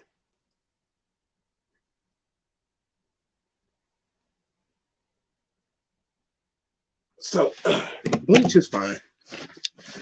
I'm going to continue watching it. I haven't seen an episode in like 2 days though. Like when I was watching Naruto, I was watching Naruto pretty much every day. Bleach, I've been watching. I watch it every day, but I'm not watching as many episodes of Bleach as I was in Naruto. I think Naruto clicked with me a lot easier because the characters were a lot more likable for me. And probably because I actually knew a little bit more about Naruto than I do about Bleach. Bleach feels completely new. Like I've never seen anything before. While Naruto felt like, okay, I saw up to this point, but I'm watching it with new eyes. You know, Bleach just felt like I've never seen anything before, but I know I've seen some of this shit already. Yeah, I know I gotta be just getting to the meat of the matter. It's 300 episodes of this shit. I gotta be just getting to the good parts. But it's still within the first 40 episodes, you know. So I think we're doing okay. You know, it should get better from here.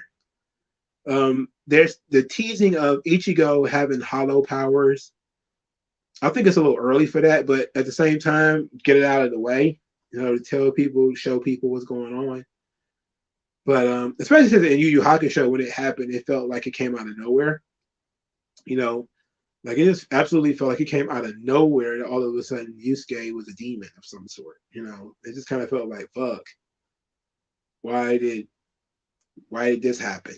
You know, we needed to have Ichigo. Or I'm sorry, we need to have a Yusuke use a power boost. So how about that? But that's really the thing that bothers me about Bleach is the random power ups for Ichigo. You know, him coming up with coming up to a wall mid battle and then being able to overcome it within a couple of seconds. It makes it seem like he's a natural, which I guess is what they were going for. At the same time, I was kind of floored. I'm like, well, it dulls the abilities of the other characters if he can defeat them that easily and do them damage that easily. You would think that characters who are as powerful as some of these other characters, he wouldn't be able to defeat them. He wouldn't even be able to even stand toe to toe with them, you know? But yeah, I'm pretty sure there's going to be some kind of reason for it. Just like, you know, the whole Goku and the Saiyan elites and all that kind of stuff. So we'll get there. Again, we're still in the early part of Bleach. I've made it through successfully, I think 10% of the series. No, I did not mention that Batman, the voice of Batman, passed away. And I actually forgot. I was looking for other things to put on this list, but I actually forgot to put that on there. So I'm glad that you mentioned that. So R.I.P. to Kevin Conroy. Always going to be the iconic voice of Batman for the animated series, and it makes me want to watch that, you know, in the next go around. So I may do that when I'm done with Inuyasha. I may go through Batman the animated series. Now Inuyasha, however, is like I'm into the parts of Inuyasha I've never seen before. I'm way deep into the parts of Inuyasha I've never seen before. Like for the most of the series up to this point, I had actually seen. But now we're way off into the weeds of stuff that I've never seen before. Like the Band of Seven. I've never seen any of this stuff before.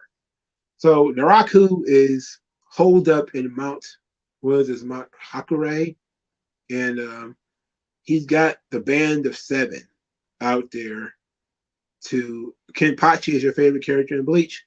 I can see why that would be.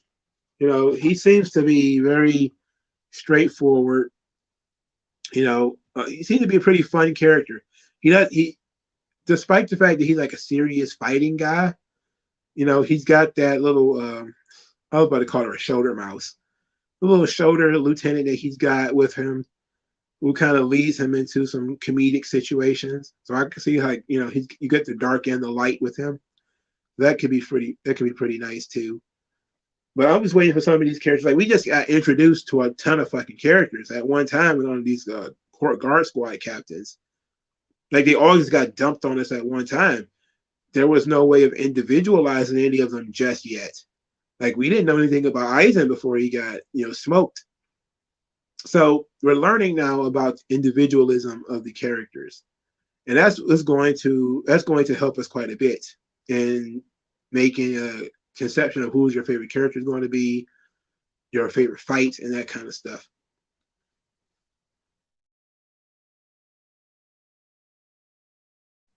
So that's going to be going to definitely come as a mostly start to individualize these characters. But I like Uryu. I think he's a pretty cool character so far. Kenpachi is cool. Ichigo is okay. Orihime is funny. Chad rules. Most of the other characters are either. I thought Renji Abarai was okay too. I just wish that they were going to give him such a sympathetic backstory. They probably would have used it in his actual story. Like maybe he was the one arguing that she shouldn't be executed, you know. But I don't know. Whatever. But back to Inuyasha. You know, the Band of Seven. I think is a great little arc for Inuyasha because even though these characters don't get a lot of time, because most of them just get killed off really quickly, um, they are they teach an important lesson. So there's seven of them. They're all human beings who were killed by they were betrayed by they were mercenaries. They got killed. Naraku resurrects them each with a jewel shard, and their mission, of course, is to collect the other jewel shards, kill Inuyasha, all that kind of stuff. So what you get is this relationship between with Bankosu, and he has such loyalty to the Band of Seven that he doesn't demand that they turn over their jewel shards to him. He kind of sees it as a sign of loyalty if, you know, a fallen comrade, you know, dies and they give him the jewel shard. He sees that as, you know, you're loyal to me. You're loyal to our brotherhood. And you learn over time that not everybody has that loyalty. And it's very emotional when it comes down to the final battle between Bankosu and Inuyasha. Because Bankosu at this point has like tons of jewel shards. He has like, I don't know, like 8 jewel shards or some nonsense like that. And only one of them it takes to do some real damage. But you learn also how that Naraku is just such a monster because he learns how Inuyasha's power works. And his power works like the backlash way, which is his most dangerous attack. It turns demonic energy against itself. So, in order to combat that, uh, Naraku chooses humans to fight on his behalf. So you can see that he's learning, you know, and that's what the Naraku character like. He's pure fucking evil, but it's all about evolution with him. You know, it's all about taking what works and discarding what doesn't. So as he's rebuilding his, oh, I forgot to mention this, Inuyasha and Shishomaru works together to destroy Naraku's body. So he's rebuilding his new body. He's also been wanting to get rid of this human heart of his that he's been carrying around, that he created Onigumo. But then he realized that Onigumo, you know, not only didn't have any memories, but was also rebellious and wouldn't do as he was told. So he had to re-ingest him. Yes, he literally like brought him back into his body, which is very creepy and weird. And there's such an awesome way of making Naraku feel menacing and everywhere at once and can do everything and he's behind everything. Like there is no secondary, like there's really are no secondary villains in Inuyasha. It seems like everything is a plot by Naraku. Everything, like no matter what it is Naraku. At somewhere in here, it's Naraku, and it gives him this all-encompassing effect where he's like atmosphere, like he's an ever looming threat.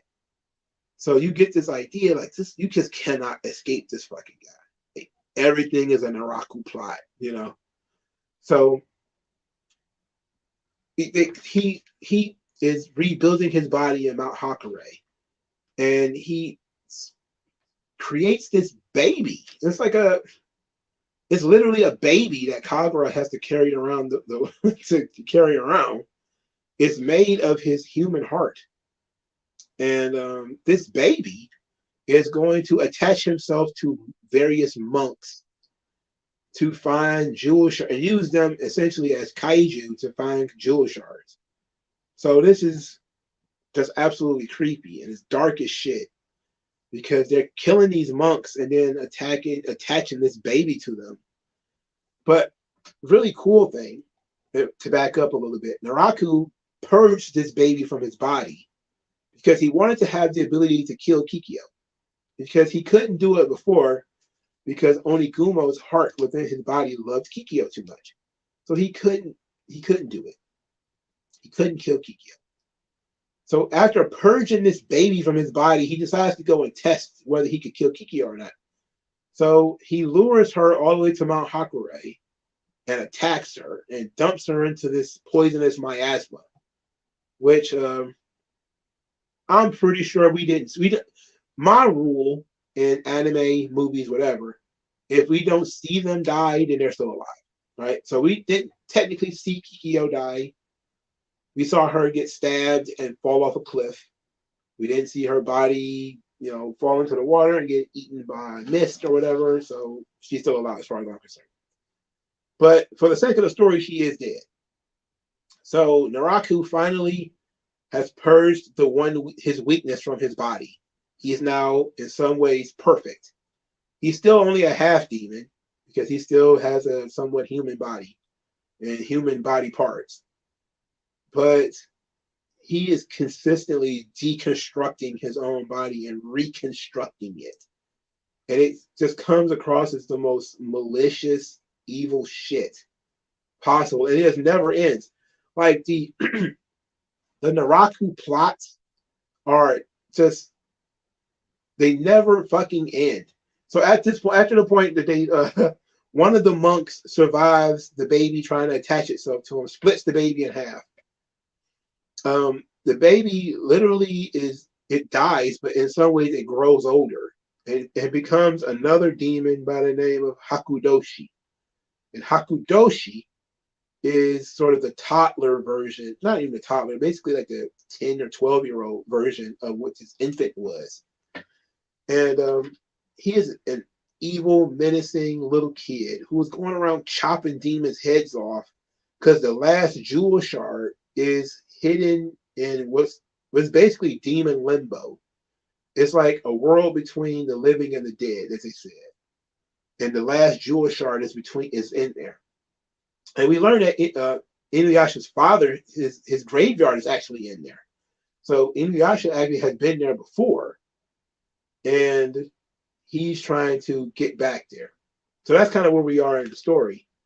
And of course, there's a lot of episodes where in Inuyasha where the drama take over, such as the story between Sango and Moroku, which is very fucking cool. And the sort of proposal that Moroku offers Sango, where he asked her to have his babies, and she says yes.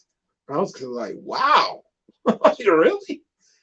But it's a beautiful little, cute little story. Like, there's the thing about Inuyasha; it's very cute. It's a very cute show, and I love it because Naraku, there is no sympathy for Naraku at all. He is just evil incarnate. Like, it's sickening some of the shit that he does and gets away with in this series because nobody knows what his real body looks like. Nobody knows who the fuck he is, really. Like, he approaches other demons very egotistically and just, come do something for me. And they're like, what? Like, who the fuck are you? He's like, they're like, hey, I got a jewel shard. Go do what I said, Like, it's like, wow. But he has no problems destroying entire villages, killing other demons, eating them, whatever it takes. He just... And the best thing about it is that most of this shit is Naraku not doing it himself. He just has very powerful minions. Or he turns people into minions. And he is a perfect encapsulation of the Christian devil. Naraku is at the bottom of everything. Every single thing, Naraku is at the bottom of it. But he doesn't do anything directly. It's all indirectly. It's all through whispers and manipulation. And it's all through enticing, learning what your weaknesses are and turning them against you. In the most recent episode that I watched, he's got this bird master Abi. He gets her to fight Inuyasha for him because she's a demon with a sick mother because her mother consumed some other demon and got sick and can only be purified by human blood. So she's the bird master. She sends these demon birds that look like pterodactyls. She sicks them on human beings who suck the blood of these people and take them back to her mother. And then she's bird fed the human blood so that she can get well again. Naraku just approaches himself to her and proposes that they become partners. And this woman's like, who the hell are you? She tries to kill him. Of course she can't. He's Naraku. He's got tons of jewel shards. He's strong as fuck, and he's arrogant as hell. He doesn't attack her for attacking him. Instead, he just kind of completely ignores it. He doesn't let what happens, bother him at all. And he gives her a weapon, that's made of his bones. And basically it creates a force field or whatever. So he continues to enlist other demons to do his dirty work for him in some way or same form or fashion. He does not fight them himself. He refuses to do that, which he probably could and win. Anytime Naraku actually does fight them, he's either on the verge of escape, he's trying to get away anyway, he's not trying to kill them, or he's got some kind of ulterior motive.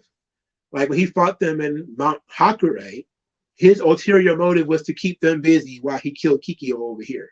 He wasn't thinking about them. It was another demon puppet, another fake body of Naraku. It basically Dr. Doom at this point. He just has tons of fake bodies just floating around and other created bodies that are things that he created literally in some ways, I guess you could say birthed. And it's very weird. It's very weird. And it's despite the fact that Inuyasha comes across as a very simplistic show in comparison to everything else, it is very complex in that they don't play when it comes to who the good guys are and who the bad guys are. When Shishomaru starts becoming a good guy, you see the physical embodiment of him becoming a good guy. A little girl starts following him around, So if you don't know, you should be taught that when children are involved with something and they're bright-eyed children or something like that, usually it's not dangerous. It's pretty safe, right? So, of course, with Naraku creating a baby, and using a baby as a weapon, he's corrupting that concept. He's corrupting and having Kagura, who is a woman, with a baby. It sends the idea to people that Kagura is just a woman with a baby, which is, corrupting in people's minds the woman and the mother as being, two innocent beings. If you think about a woman with a baby, that's as innocent as it gets.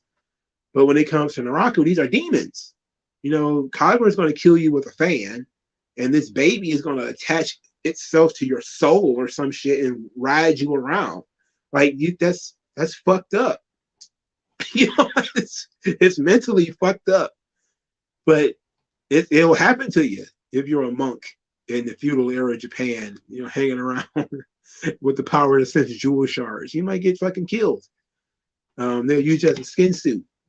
But you see that all kinds of things are corrupted in this world. And it's great.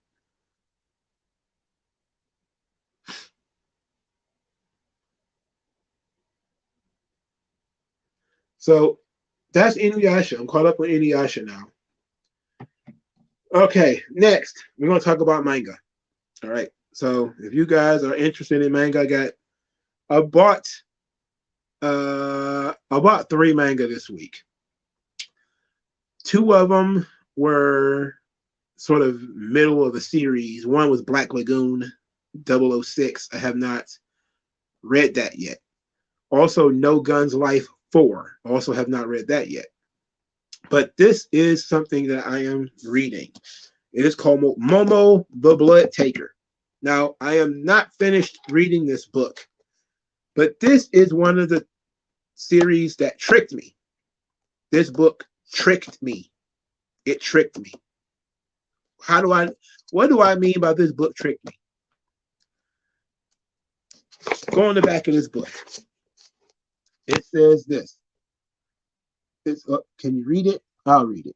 Tokyo is plagued by a string of murders where the victims are drained of blood. While the city whispers about vampires, Detective Mikogami Keigo seeks to avenge his murdered lover. As he stalks, quote, the man with two faces, Mikogami catches the attention of a mysterious silver-haired girl. Oh, okay, cool. What's this about? I hear, okay, vampires, I hear monsters. I flip through the book and I see this. I see this shit. Okay. There are hands inside the mouth. There are rows and rows of teeth. Look at that. Look at that monster. Look at that shit. All right. That's some badass shit right there, dog. Like, there's some badass stuff in here. Look at what the fucking character looks like. This is the villain of this book. Look at that shit. Of course I bought this fucking book. Do you see this? This is that's a fucking monster. That's fucking art right there. Right? This character is in trouble. Right? I saw this,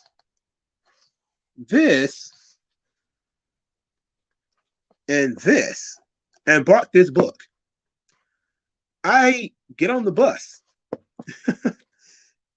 Completely missed this, which looks like a fucking underage girl in fucking lingerie. Because that is this character in the fucking book.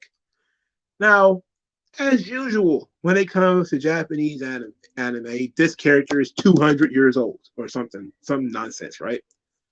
But she looks like she's 12.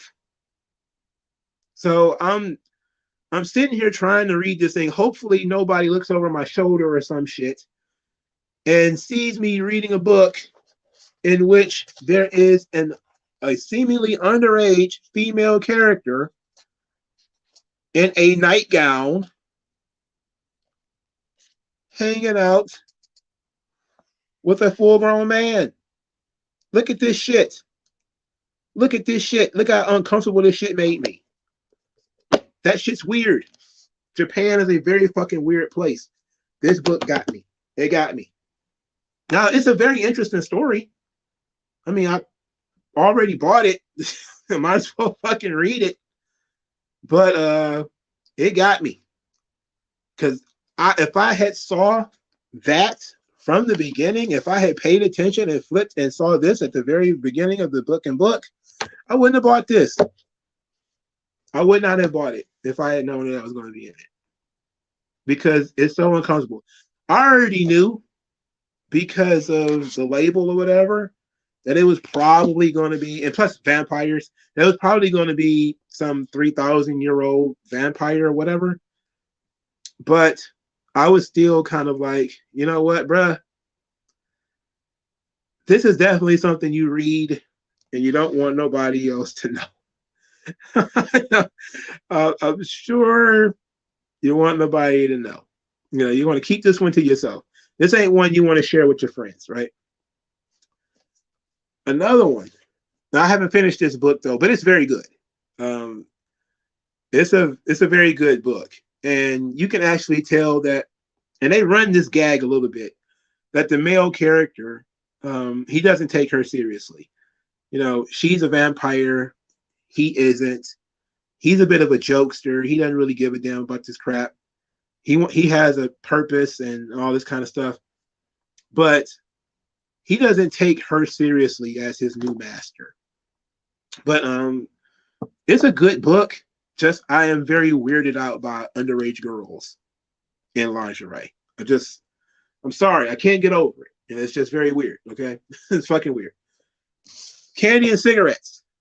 Now this one didn't quite get over on me because I knew what I was going into when I got this one. This book is actually very good too. When retired cop Hiraga Raizo gets a lucrative gig working for a shadowy government organization, he's in for a rude awakening. The first day on his new job, he comes across a grisly murder and a lone little girl who's far from innocent. She's Suzukaze Miharu, an 11-year-old master assassin, and his new partner. The arrangement is simple. She kills, he cleans up and hides any evidence. Sure, the pay is great, but how much blood is Raizo willing to get on his hands? This is good. This is a good series. Once again, though, underage child. But I figure there's not going to be any sex in this. And there isn't, thankfully. It is a story of this old man here. His grandson is sick. Look at this, the little girl with the I love killing, the lollipop and everything. It was very badass. You see his grandson is sick with an unknown illness. He needs tons of money. He gets a government job and he decides to go work. But then you see shit like this. You know, did we really need that in this book? I hate it's crazy because I can't be a prude and like anime and manga, but some things are completely unnecessary and we don't need them. And I think like that's one of those things that we really don't need. But that's like the only thing in the book that would make you uncomfortable. The rest of this is pretty cool. She's really good at shooting shit. You know, she's the assassin, she's the killer. He's the conscience because he's a former police officer, so he's the conscience of the team. You know, you learn about why she's so good at killing, why she kills.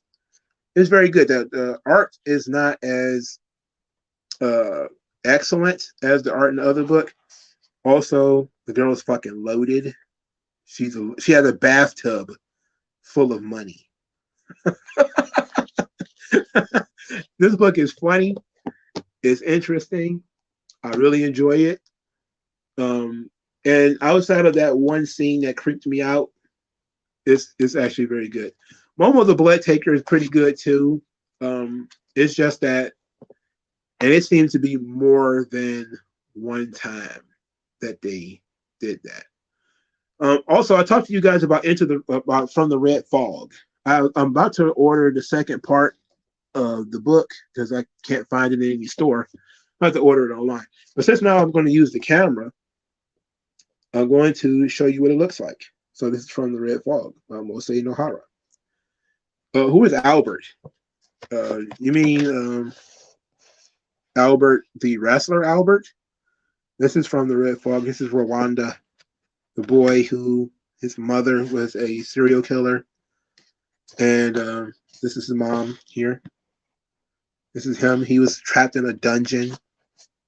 And his mom was abusive to him. All of the adults he ever meets are abusive as hell to him. So this is really great art. And look at the expression on his face there. I want to try to find some of the like this thing here. I thought Albert was older than that, if we're being honest. I thought he was over 50 already. It seems like every time I turn around, somebody's turning 50. This is fucked up. This is fucked up business right here. But, you know, but again, Rwanda is also underage. He's not really sexualized, though. But he's an underage sort of serial killer kid. Yeah, I think there was another book I wanted to show you guys, but I must have put it up somewhere else. But those were the sort of the manga reviews that I wanted to get out of the way. Didn't take me long at all to talk about those.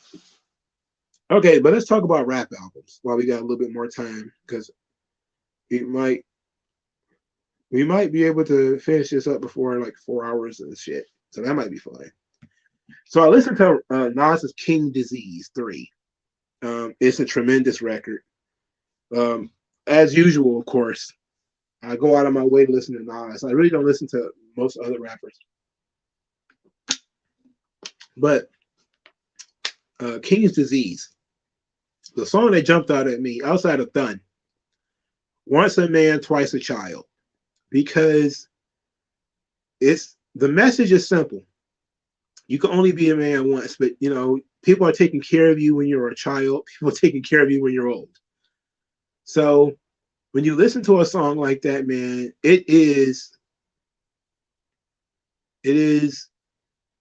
I wouldn't say it's scary, but it puts you in a frame of mind where you think to yourself, I need to take advantage of the days that I have now where I can trust my brain and I can use my legs and everything is working out to my advantage. Now is a good time to be, some age between, 19 and 59 or something like that, because before, all your life problems start catching up with you. Um, which is, for some people it's going to hit harder than others. So, oh yeah, you talking about Matt Bloom? Yeah, he always looks older. That's why I thought he was older than he was. But that was just an excellent song. Legit is another excellent song. The samples from Hit Boy, I mean, I never would have thought that Hit Boy would have really meshed so well with Nas, but he does. And everything they have made so far has been an absolute banger. And he has put Nas in a whole new pocket where he has now run away from his peers. He used to be, neck and neck with like Jay-Z and stuff like that, but he's running away with it now. Like none of these guys who are in his age bracket can fuck with him, and the people who are older are no competition. Um, where did my dislike of De La Soul come from? Listening to De La Soul, growing up in that era of that me, myself, and I, and that kind of stuff. I just didn't like. I didn't like it. It just didn't mesh with my sensibilities as a kid. And then when I got older, still didn't mesh with me. I thought I was going to grow into it because it's less negative. Like I grew into a Tribe Called Quest. It's not something I could really appreciate when I was younger and I wanted to listen to DMX bark and talk about murdering everybody. When I got kind of grew up and I was like, okay, well, let's listen to something that's a little bit more. It's not something that's as dark. Let's not go for a dark. Let's go for something a little bit lighter, a little bit more lyrical, a little bit more under the radar. And I still tried De La Soul, and it still wasn't working for me. I just still can't get with it. And it's just kind of like that. Like EPMD is another one. I just don't like EPMD. Like I tried. I listened to most of EPMD's records. I just don't like none of them. I don't like De La Soul's records either. I like more songs from Brand Nubian than I like from fucking De La Soul. And look, if that means I get my hip hop card taken, so be it. Fuck it. Fuck De La Soul. But back to Nas. Nas has kind of run away from this thing. He'll be 50 soon. Nas be 50 either this year or next year or something like that. And none of his peers can really catch up with him. Talking about musically. Musically, he's evolving. And it's kind of strange because it seemed like Nas was stuck in a rut for a little while. And then he hooks up with Hit Boy. And it was a real odd decision to hook up with Hit Boy because everybody wanted like Pete Rock or DJ Premier or something like the old school producers that did the classic boom bap sound. People would have been like, okay, Marley Marl or something like that. And he chose Hit Boy, which upgraded the sound, upgraded his production, and forced him to upgrade his style. And you're like, this guy is fucking awesome. This shit fucking rules. That song, Michael and Quincy, uh, Thun, of course, has been the song everybody's been talking about. It's the song that, got me listening to it because I listened to a clip on Twitter before I listened to the whole song, listened to the whole album. But Michael and Quincy, it's just a creative song. Like these things are just so creative and very well put together, and you just can't help but acknowledge and look at how effortless Nas makes this shit feel. And I know the weird thing about it is Nas used to never release albums this um never this often. Like he would never release albums every year essentially. He used to release albums every 2 years. Like that was a regular Nas span. You get one, then you have to wait like a year and a half, 2 years before you get another one. The one time he tried to release a bunch of albums quickly, it was Nostradamus and I Am. And then he ended up botching one of them, which was Nostradamus. He botched that one. But I don't know what Alonzo Ball said about Nas, but I'm pretty sure if he said anything other than Nas is the GOAT, he was wrong. I know Dream Hampton was wrong about Nas.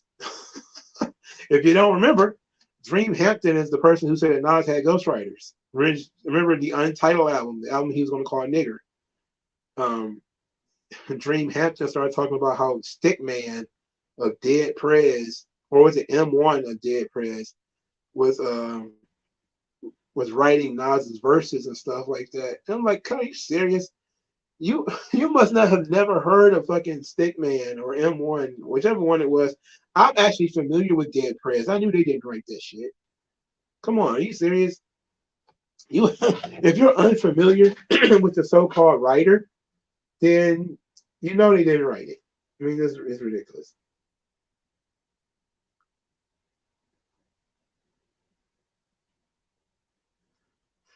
So it was ridiculous. Dream Hampton, to find out later, was just basically a Jay-Z fangirl who didn't want people thinking Nas won the battle, the big battle that everybody should be over with by now. But this was about 10 years ago. I think Dream Hampton, she's actually the one who helped put together the whole takedown on R. Kelly. So everybody forgot that she said Nas had ghostwriters and wasn't able to prove it. Claimed she heard some reference tracks, wasn't able to provide the reference tracks or provide who gave them to her or anything of that nature. So clearly she was full of shit.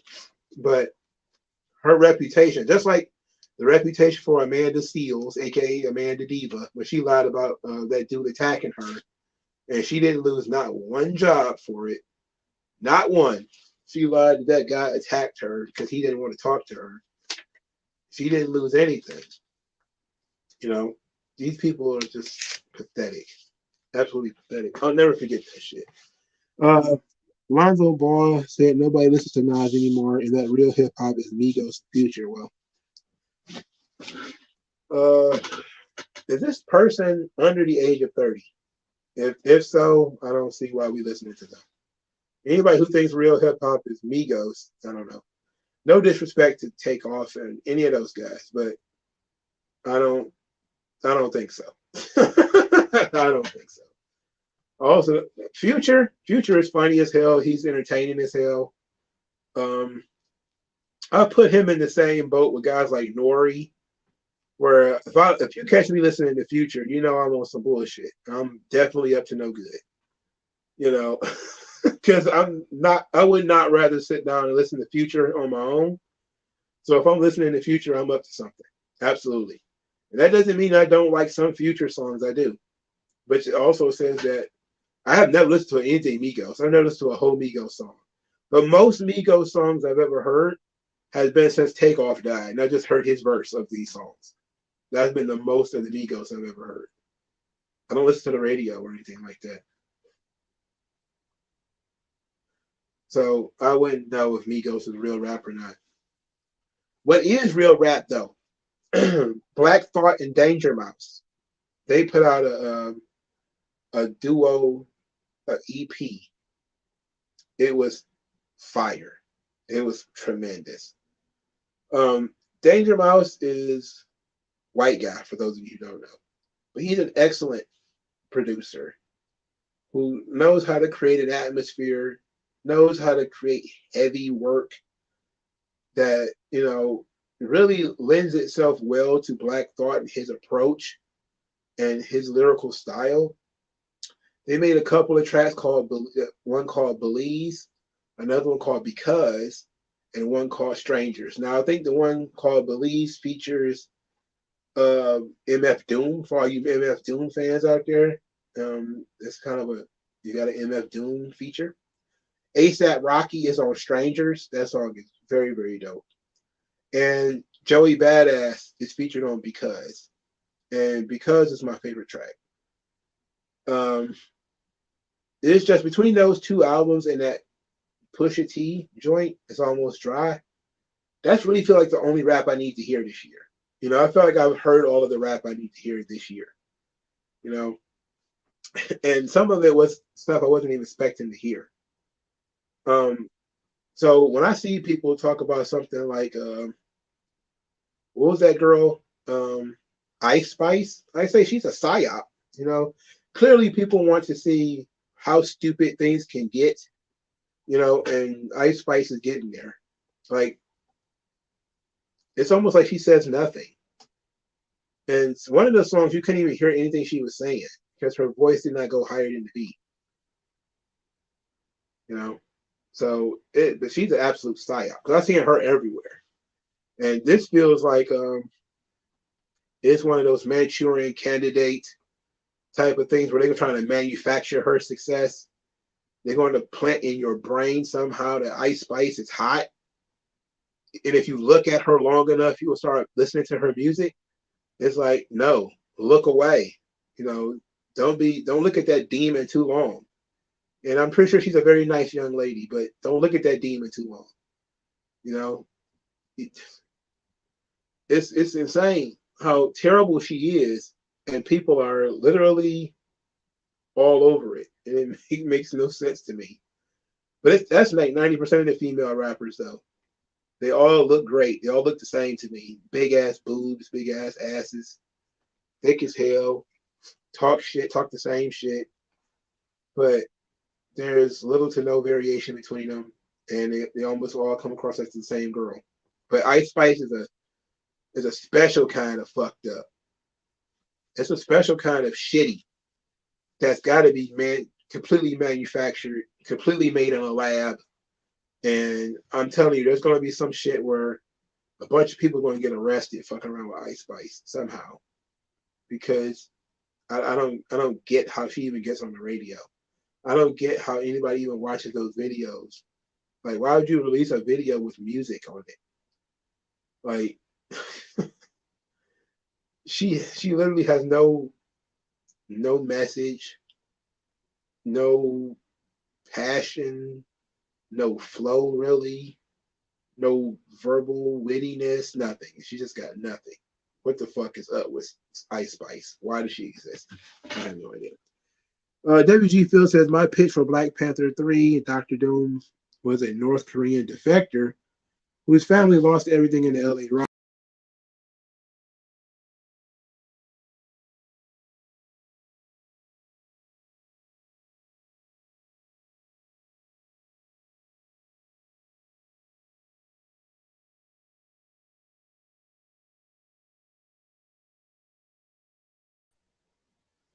Dr. Doom being Korean. I don't know about that one, dog. Lil Kim should body all these hoes. I don't know. Can Lil Kim body all these hoes? I don't think she can.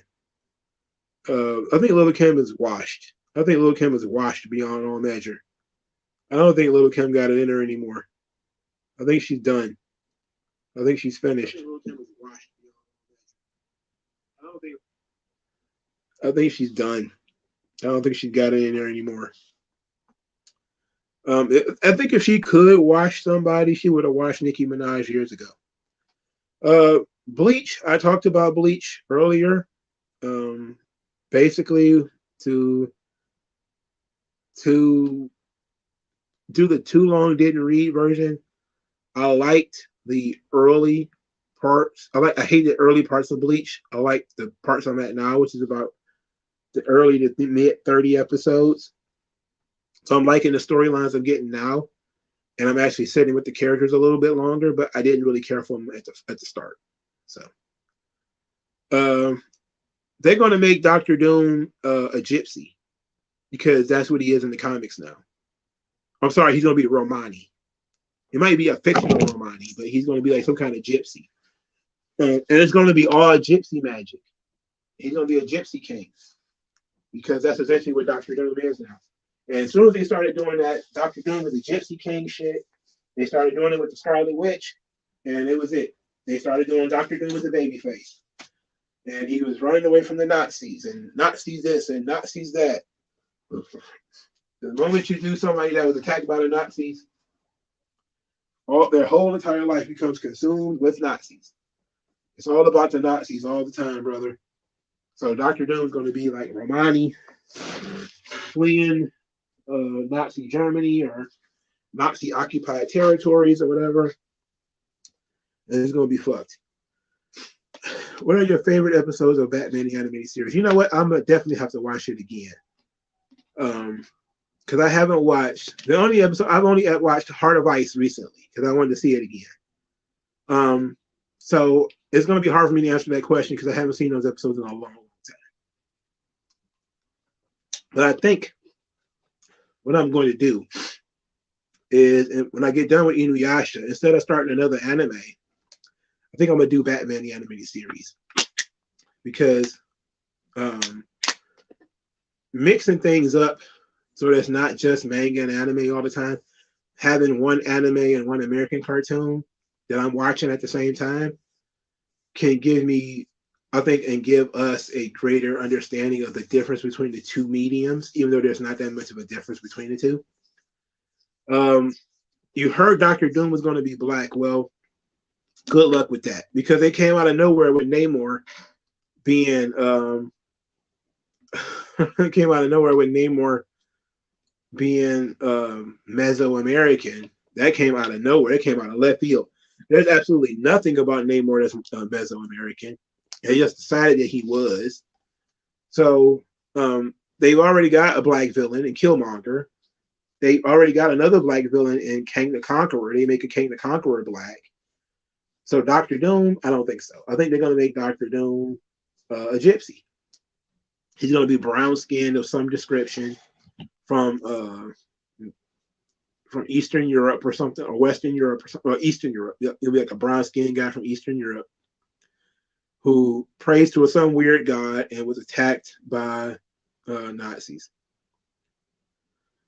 You know, so I'm telling you, I'm telling you what it's going to be.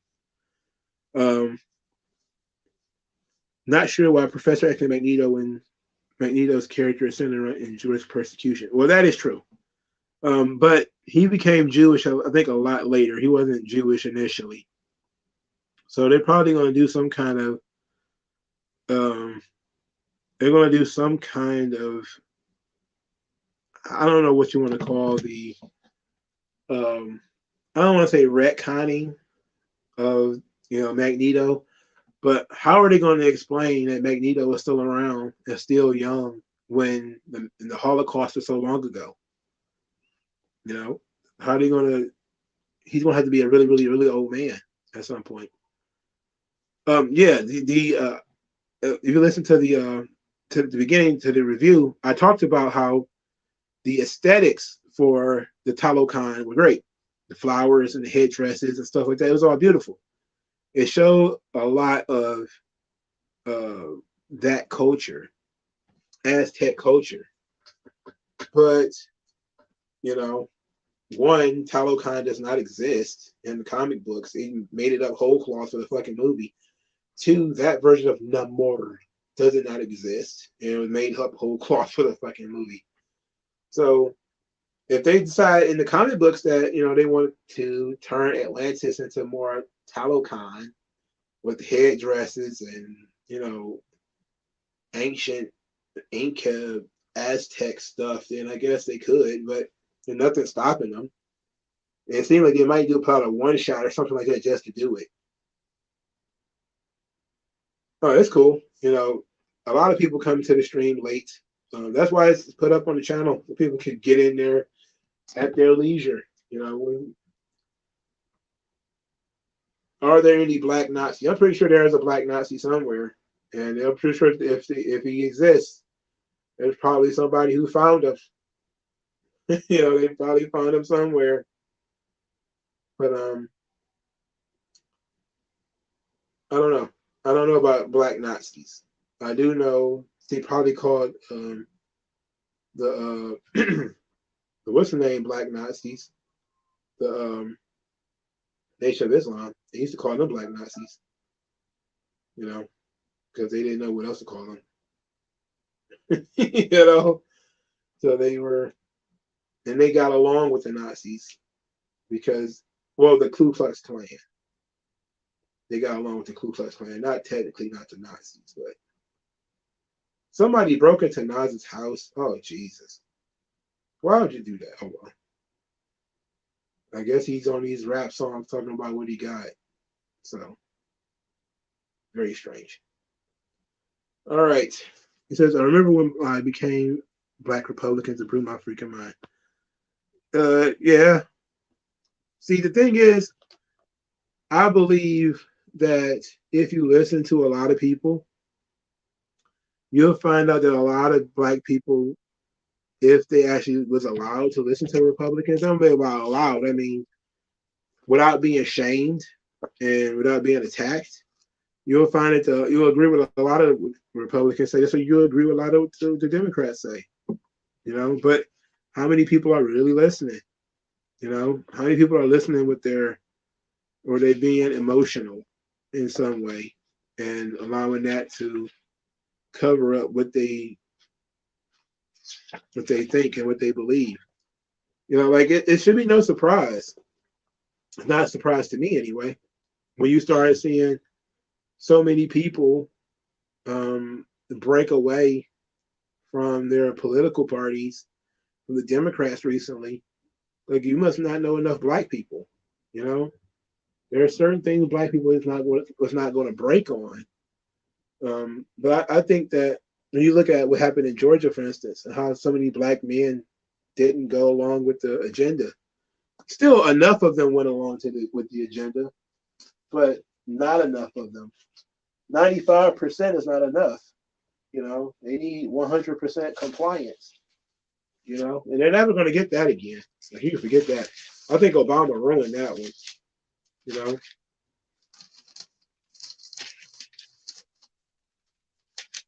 yeah, like a lot of when you talk to people who, and it tends to be that way when you're talking to people who know what you're talking about, is that they tend not to be so emotionally manipulative, and they seem to be more focused on facts and information. And most people are not interested in facts and information. They're interested in passion and storytelling. And that's where the most passionate and the person who could tell the best story gets away with it. And if you sit back and just look, like, don't pay attention to the D's and the R's next to people's names, just listen to their speeches. A lot of their speeches are anecdotes, which they probably made up, and stories that they probably just made up. You know, I met this old lady at a grocery store. She looked at me and she said, "Thank God you brought down the price of milk. It used to be $6, now it's only $3.35. Your policy plan that you put in place helped this family put more milk in cereal bowls." And I said to her, I say, "Young lady, my beautiful black princess, I'm so thankful that I was able to bring down the cost of milk for her and her family, because I know all of the poverty-stricken people of color in my neighborhood need to afford milk because they can't produce their own milk. They ain't got no cows. They can't produce no cows." And it's like, okay. It's like you probably just literally made that up. Somebody wrote that down and some bullshit, or something happened to somebody else, but you're appropriating it. It's bullshit, you know. and you can sit back and just listen to it sometimes and tell that it's bullshit. But if they tell the story with the right pitch to the right audience, with the right emotional digs to it, you mention the right kinds of people, you'll get a reaction. You know, you'll get the reaction that you want. It's not even about D's and R's because they all do it. It's all about, at that point, who's the most manipulative. Just like if you pay attention to the way people structure their policies and how they run. Like I always tell people, like, man, I live in Michigan. Michigan is fucked. All right, Michigan is fucked from the rooter to the tutor. There's not too much we can do. You know, Michigan is one of those states where essentially one city runs the entire fucking state. Well, one or two cities, Detroit and Flint, the two most fucked up cities in the state, and they pretty much run the state. You know, Chicago is one of the most corrupt cities in the entire country. It essentially runs the state of Illinois. You know, it is what it is. You know, but I said this on Twitter when I was talking about the political arena. I say one thing that Republicans need to stop doing, conservatives, stop focusing so much on demographics. Stop focusing so much on immigration. It's not even about the immigrants anymore. To me, you have to take like the supposed red wave that was supposed to happen that they didn't get. They've been trying to analyze why it happened. Why did it happen this way? It was pretty clear. In Michigan, what happened was they put abortion on the ballot, and that brought out a lot of young people. Second is Democrats made a lot of promises to young people. They said they was going to give them all these deferrals on their student loans and all that kind of shit. You keep voting for me, I'm going to give you free stuff. And a bunch of young people came out to vote for getting rid of their student loan debt and to save abortion. And what ended up happening after that is we got stuck with Gretchen Whitmer, and everything flipped blue in Michigan. So now everybody get fucked completely. You know, they're going to get rid of the right to work laws, and they're going to re-empower all of their union buddies because it's all about political patronage for them. And they're going to empower their buddies, which technically should be fucking illegal, but it's not.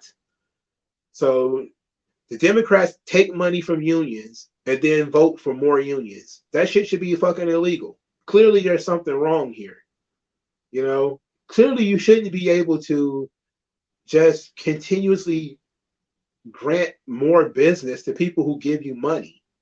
You know, that is legitimately the definition of corruption. And yet we do it all the time. That's our entire system. You know, and I'm pretty sure it's in other places too, where, you know, the corrupt individuals are basically picking and choosing their own bosses. They're, you know, fucking over other people's lives. But I've kind of, you know, going back to what I used to tell conservatives, you worry too much about immigration and demographics. Don't worry about that shit.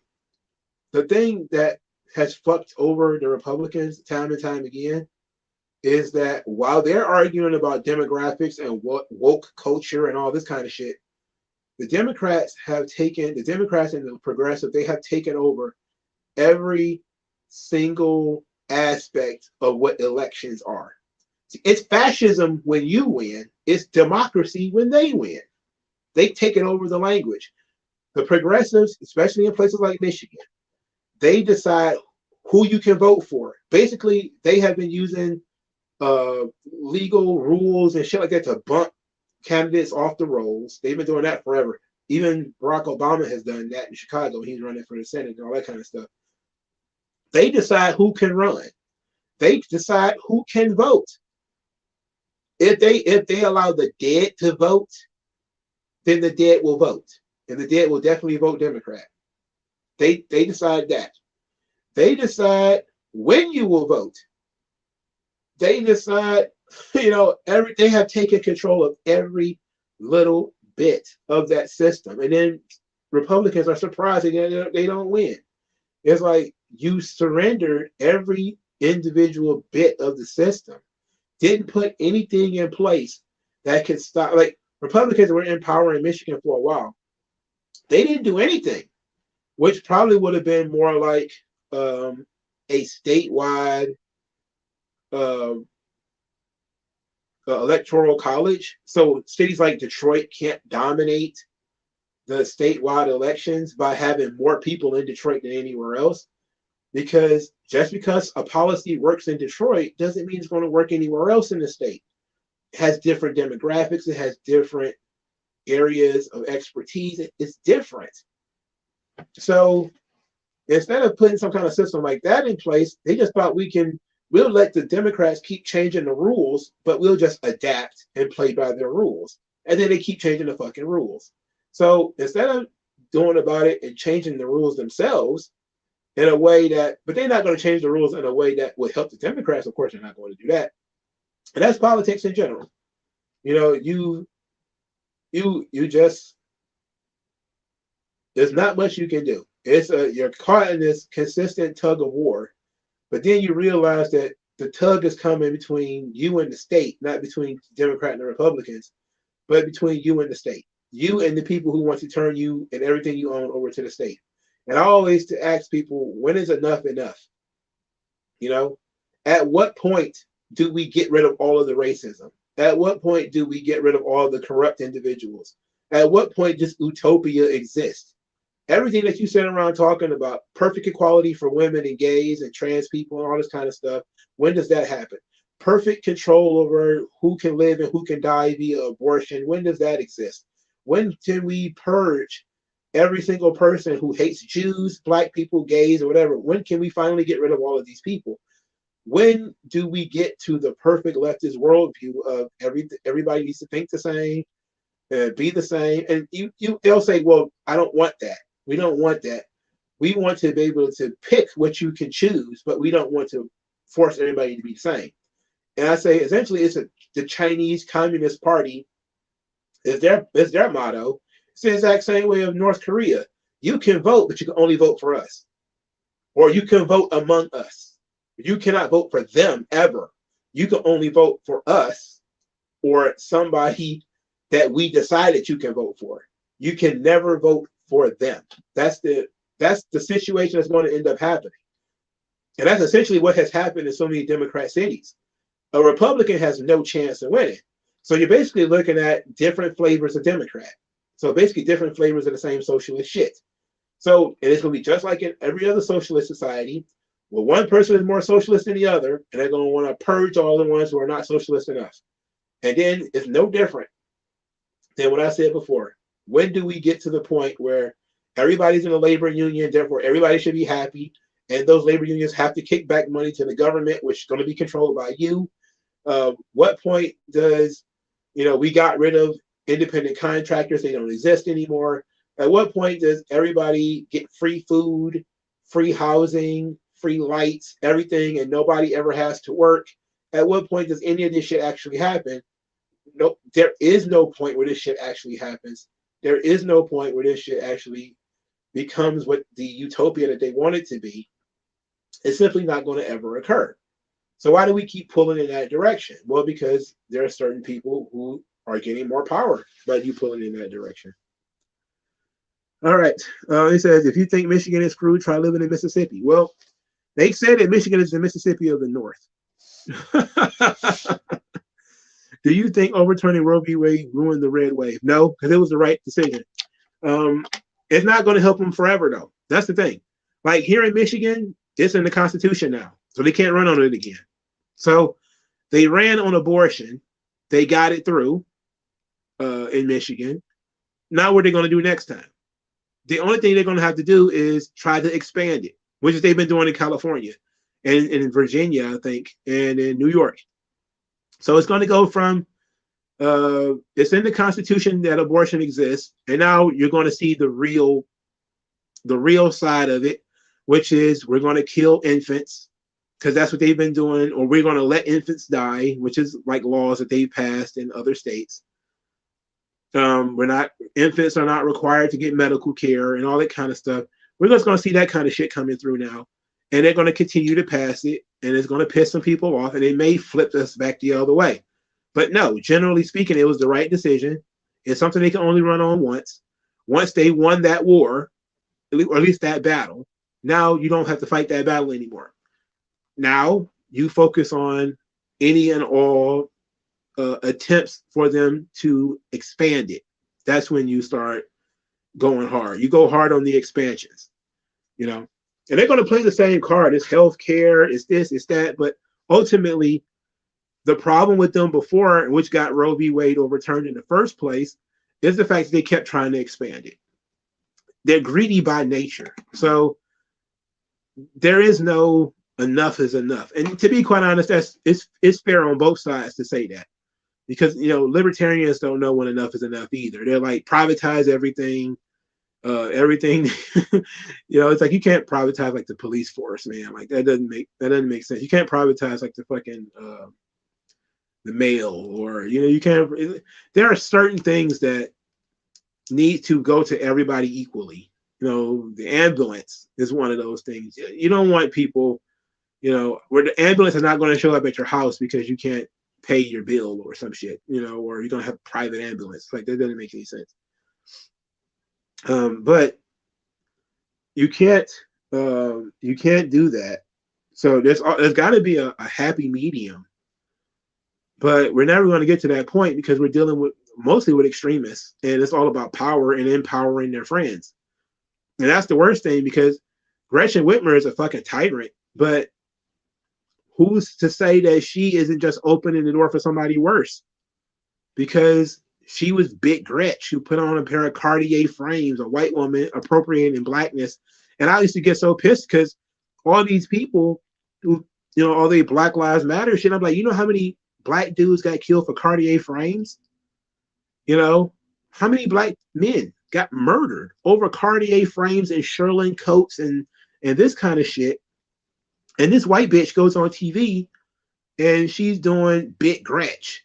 And I'm just kind of like, yo, y'all don't find this offensive? Y'all didn't think it was offensive for Hillary Clinton to have like hot sauce in her purse? Like, y'all don't understand that this pandering shit is kind of offensive? No, because Big Gretch gonna take care of us, man. Like, y'all niggas stupid. Stupid. Just stupid. And I said, like, to be quite honest, Gretchen Whitmer won because a lot of the people who were affected by her, they didn't live in cities with enough people. You know, Detroit didn't see a whole bunch of elderly people dying in homes and stuff. Because if they did, people would have reacted differently. You know?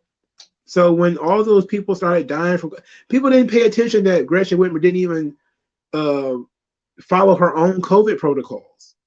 She was going in and out of the state. Her husband was going in and out of the state. She didn't shelter in place. She banned people from buying seeds and garden in their own house. Like, what the fuck did that have to do with COVID? You know, like, none of this made any sense. And people were just kind of like, shrug. I'm voting for Roe v. Wade. I'm voting for abortion, and there it is. Now we stuck with all Democrats, and it's fucked. It ain't gonna do shit but get worse. People are gonna get poorer, and asking basic questions like, when was the last time anybody with a "how about no" answer to anything ran the city of Detroit, who wasn't about to throw away billions of dollars building a stadium, that wasn't going to expand the government programs in the city, was going to try to get rid of some of this blight by selling some of these buildings off and trying to do something, unleashing the power of entrepreneurship by not increasing property taxes or even eliminating taxes. There's no conception of any of that shit. It's over and over again the same exact shit. And then people just blame racism. That's their new canard. Racism is a public health crisis. So now we're gonna blame racism for kids not being able to read, when the school system has been run by the same people for 40 fucking years. But it's racism's fault. I'm like, okay, what? And that's just kind of how things have been working. You blame the shadowy white supremacy, racism, or whatever, and therefore you don't have to blame somebody who actually did something or somebody who failed to do their job. You don't blame them.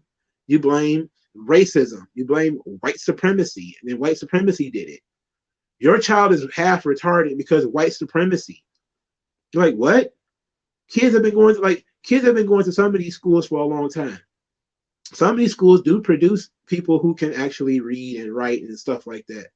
But it's only in recent years that there's been like a 40% illiteracy rate in places like Detroit. For starters, and I'm from Detroit, and I love black people or whatever. But if you have a city that has a 40% illiteracy rate, none of those people should be voting. And I'm not even gonna hold you up. If you're fucking illiterate, why does your vote count? If you can't fucking read, how does your vote count? Your vote is not even intelligent if you can't fucking read. And that's the kind of shit that we have to deal with. We have to deal with people who are economically illiterate, voting on economics, people who are fucking really illiterate, voting on on laws and proposals and shit like that. People who are influenced by fucking rappers and Twitter and TikTok. And it's like, well, we're in a situation now where it's not that the demographics are the problem, you know, it's our system is the problem. You know, they're dragging fucking celebrities in front of some people who can't fucking read, but they trust Oprah. You know, motherfucker can't count, but he trusts fucking Killer Mike or whatever. So now you're like, okay, well, I'm gonna do whatever he says. I'm gonna do whatever Ice Cube said. It's like, that's not what fucking politics is meant to be. Celebrities get paid to do commercials, man. They don't fucking live in this city. Like, there are so many people who are doing commercials for like Stacey Abrams and shit like that who didn't even live in Georgia. Like, bro, you don't even live here. Why are you endorsing candidates in our state? Like, it doesn't make sense. But they keep doing it, and because it keep working. They'll never stop doing it because they'll never stop working. As long as people are ignorant as shit, and that's the same thing with really, really young people voting, right? 18-year-olds. Like, I think, and this is crazy because it's a really old school way of thinking, you should have to own a house to vote. Because that's the only people who really have skin in the game. Young people don't own anything. They're running around in debt, and they're voting for free shit for themselves. And that's the only thing about reparations. It's all, you know, I want something for free because I don't have anything right now. You know, or I fucked my life up already by taking, $20,000 out in student loans. I'll never be able to pay that back. I'll vote for you to make it go away.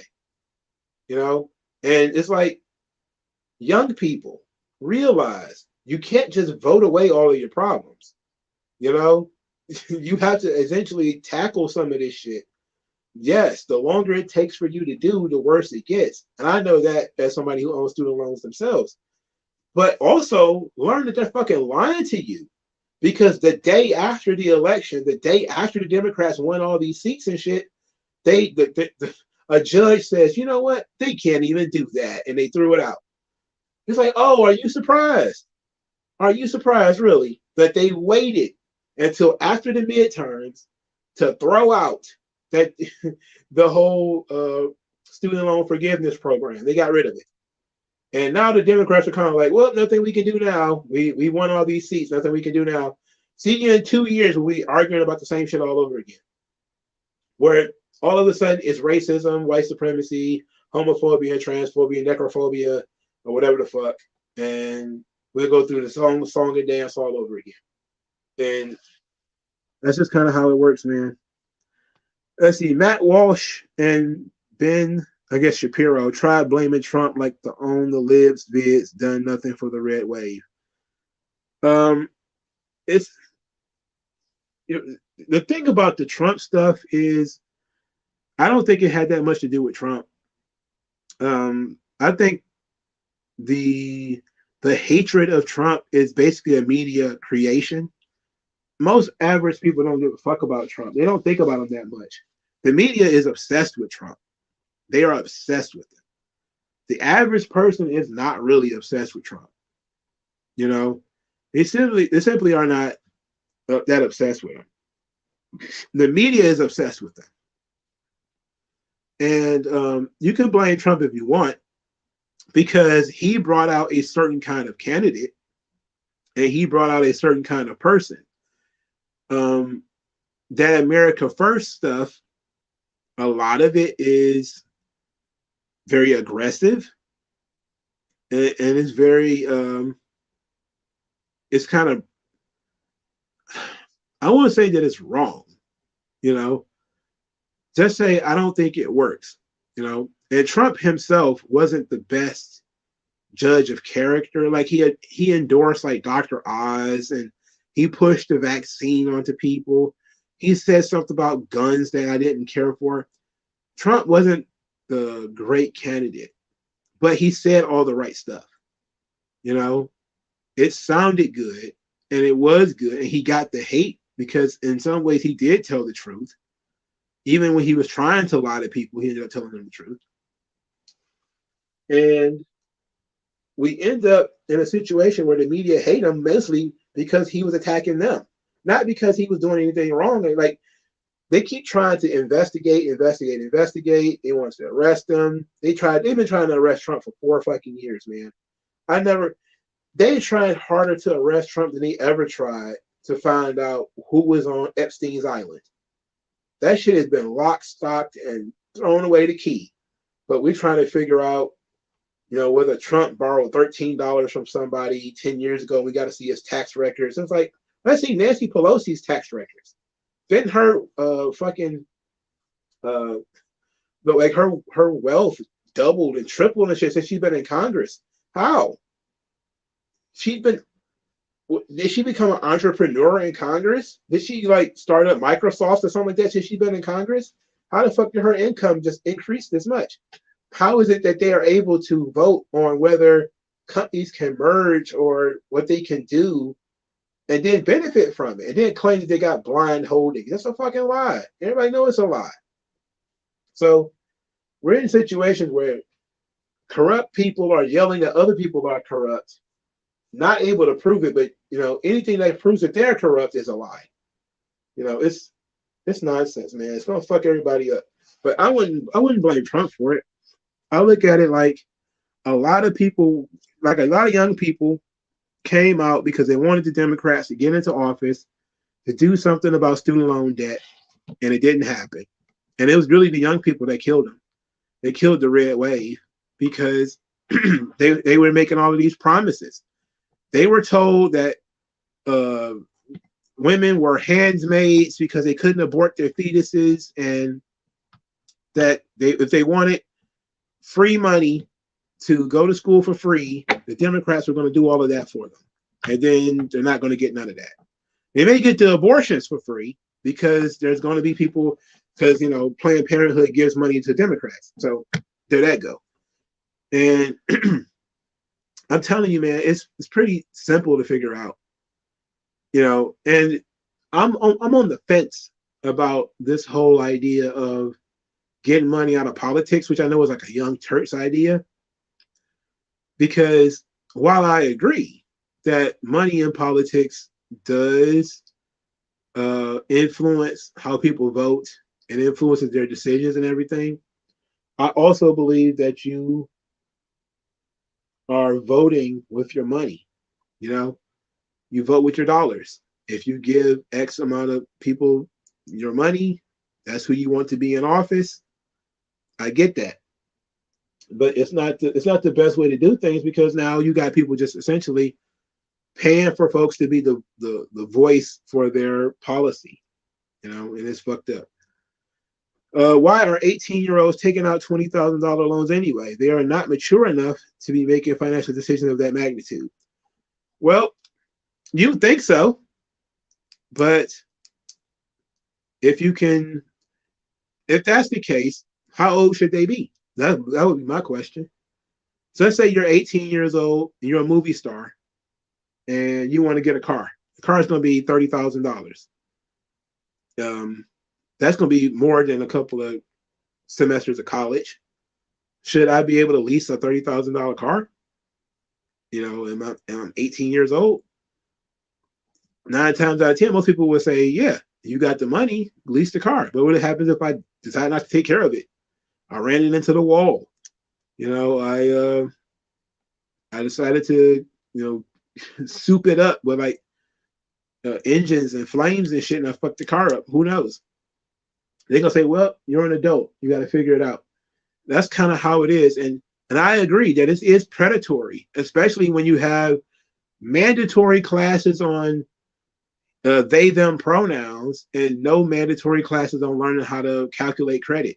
You know, so many kids get credit cards as soon as they turn 18. People start sending them information for credit cards and student loans and all this kind of stuff.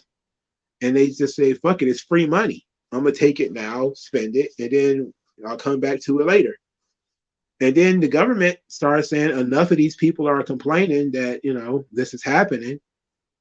So then all of a sudden, the government promises to do something about it, promises to give it away and sweep it under the rug or whatever. Then you're surprised inflation is happening. Then you're surprised that, you know, banks are reacting the way that they react. The housing crisis, for instance. The housing crisis was, oh yeah, people can't afford these houses, so they're not paying the rents. So the banks can't get their money back. Oh no, bank can't get their money back. Well, we're all fucked. Why was that? Nobody asks how. Why was that? They'll say, oh, it's predatory lending. There's no such thing as predatory lending. If I'm not going to give my money back, I'm not going to give you the money. Okay? The reason why banks was giving people loans that they couldn't afford wasn't because the bank just wanted to charge people X on interest rates. It was because the government demanded they do it. The government been telling them since the 70s, we want more black homeowners. So they've been giving people who shouldn't have been getting credit, giving them credit, but giving them credit at extremely high rates. So it all came crumbling down. People who they wouldn't normally give money to, they've been giving money to them, but only because they're a high risk. They've been trying to maximize rather the money that they get back on it. No different than any other business arrangement. You know, it makes no sense. Whenever the government gets involved with a business arrangement, they end up fucking it up every single time. And it's unfair to the people who end up having to pay for that shit in the end that it ends up happening this way. But at the end of the day, the taxpayer has paid for so much shit that are you surprised milk is so expensive? That meat is so expensive?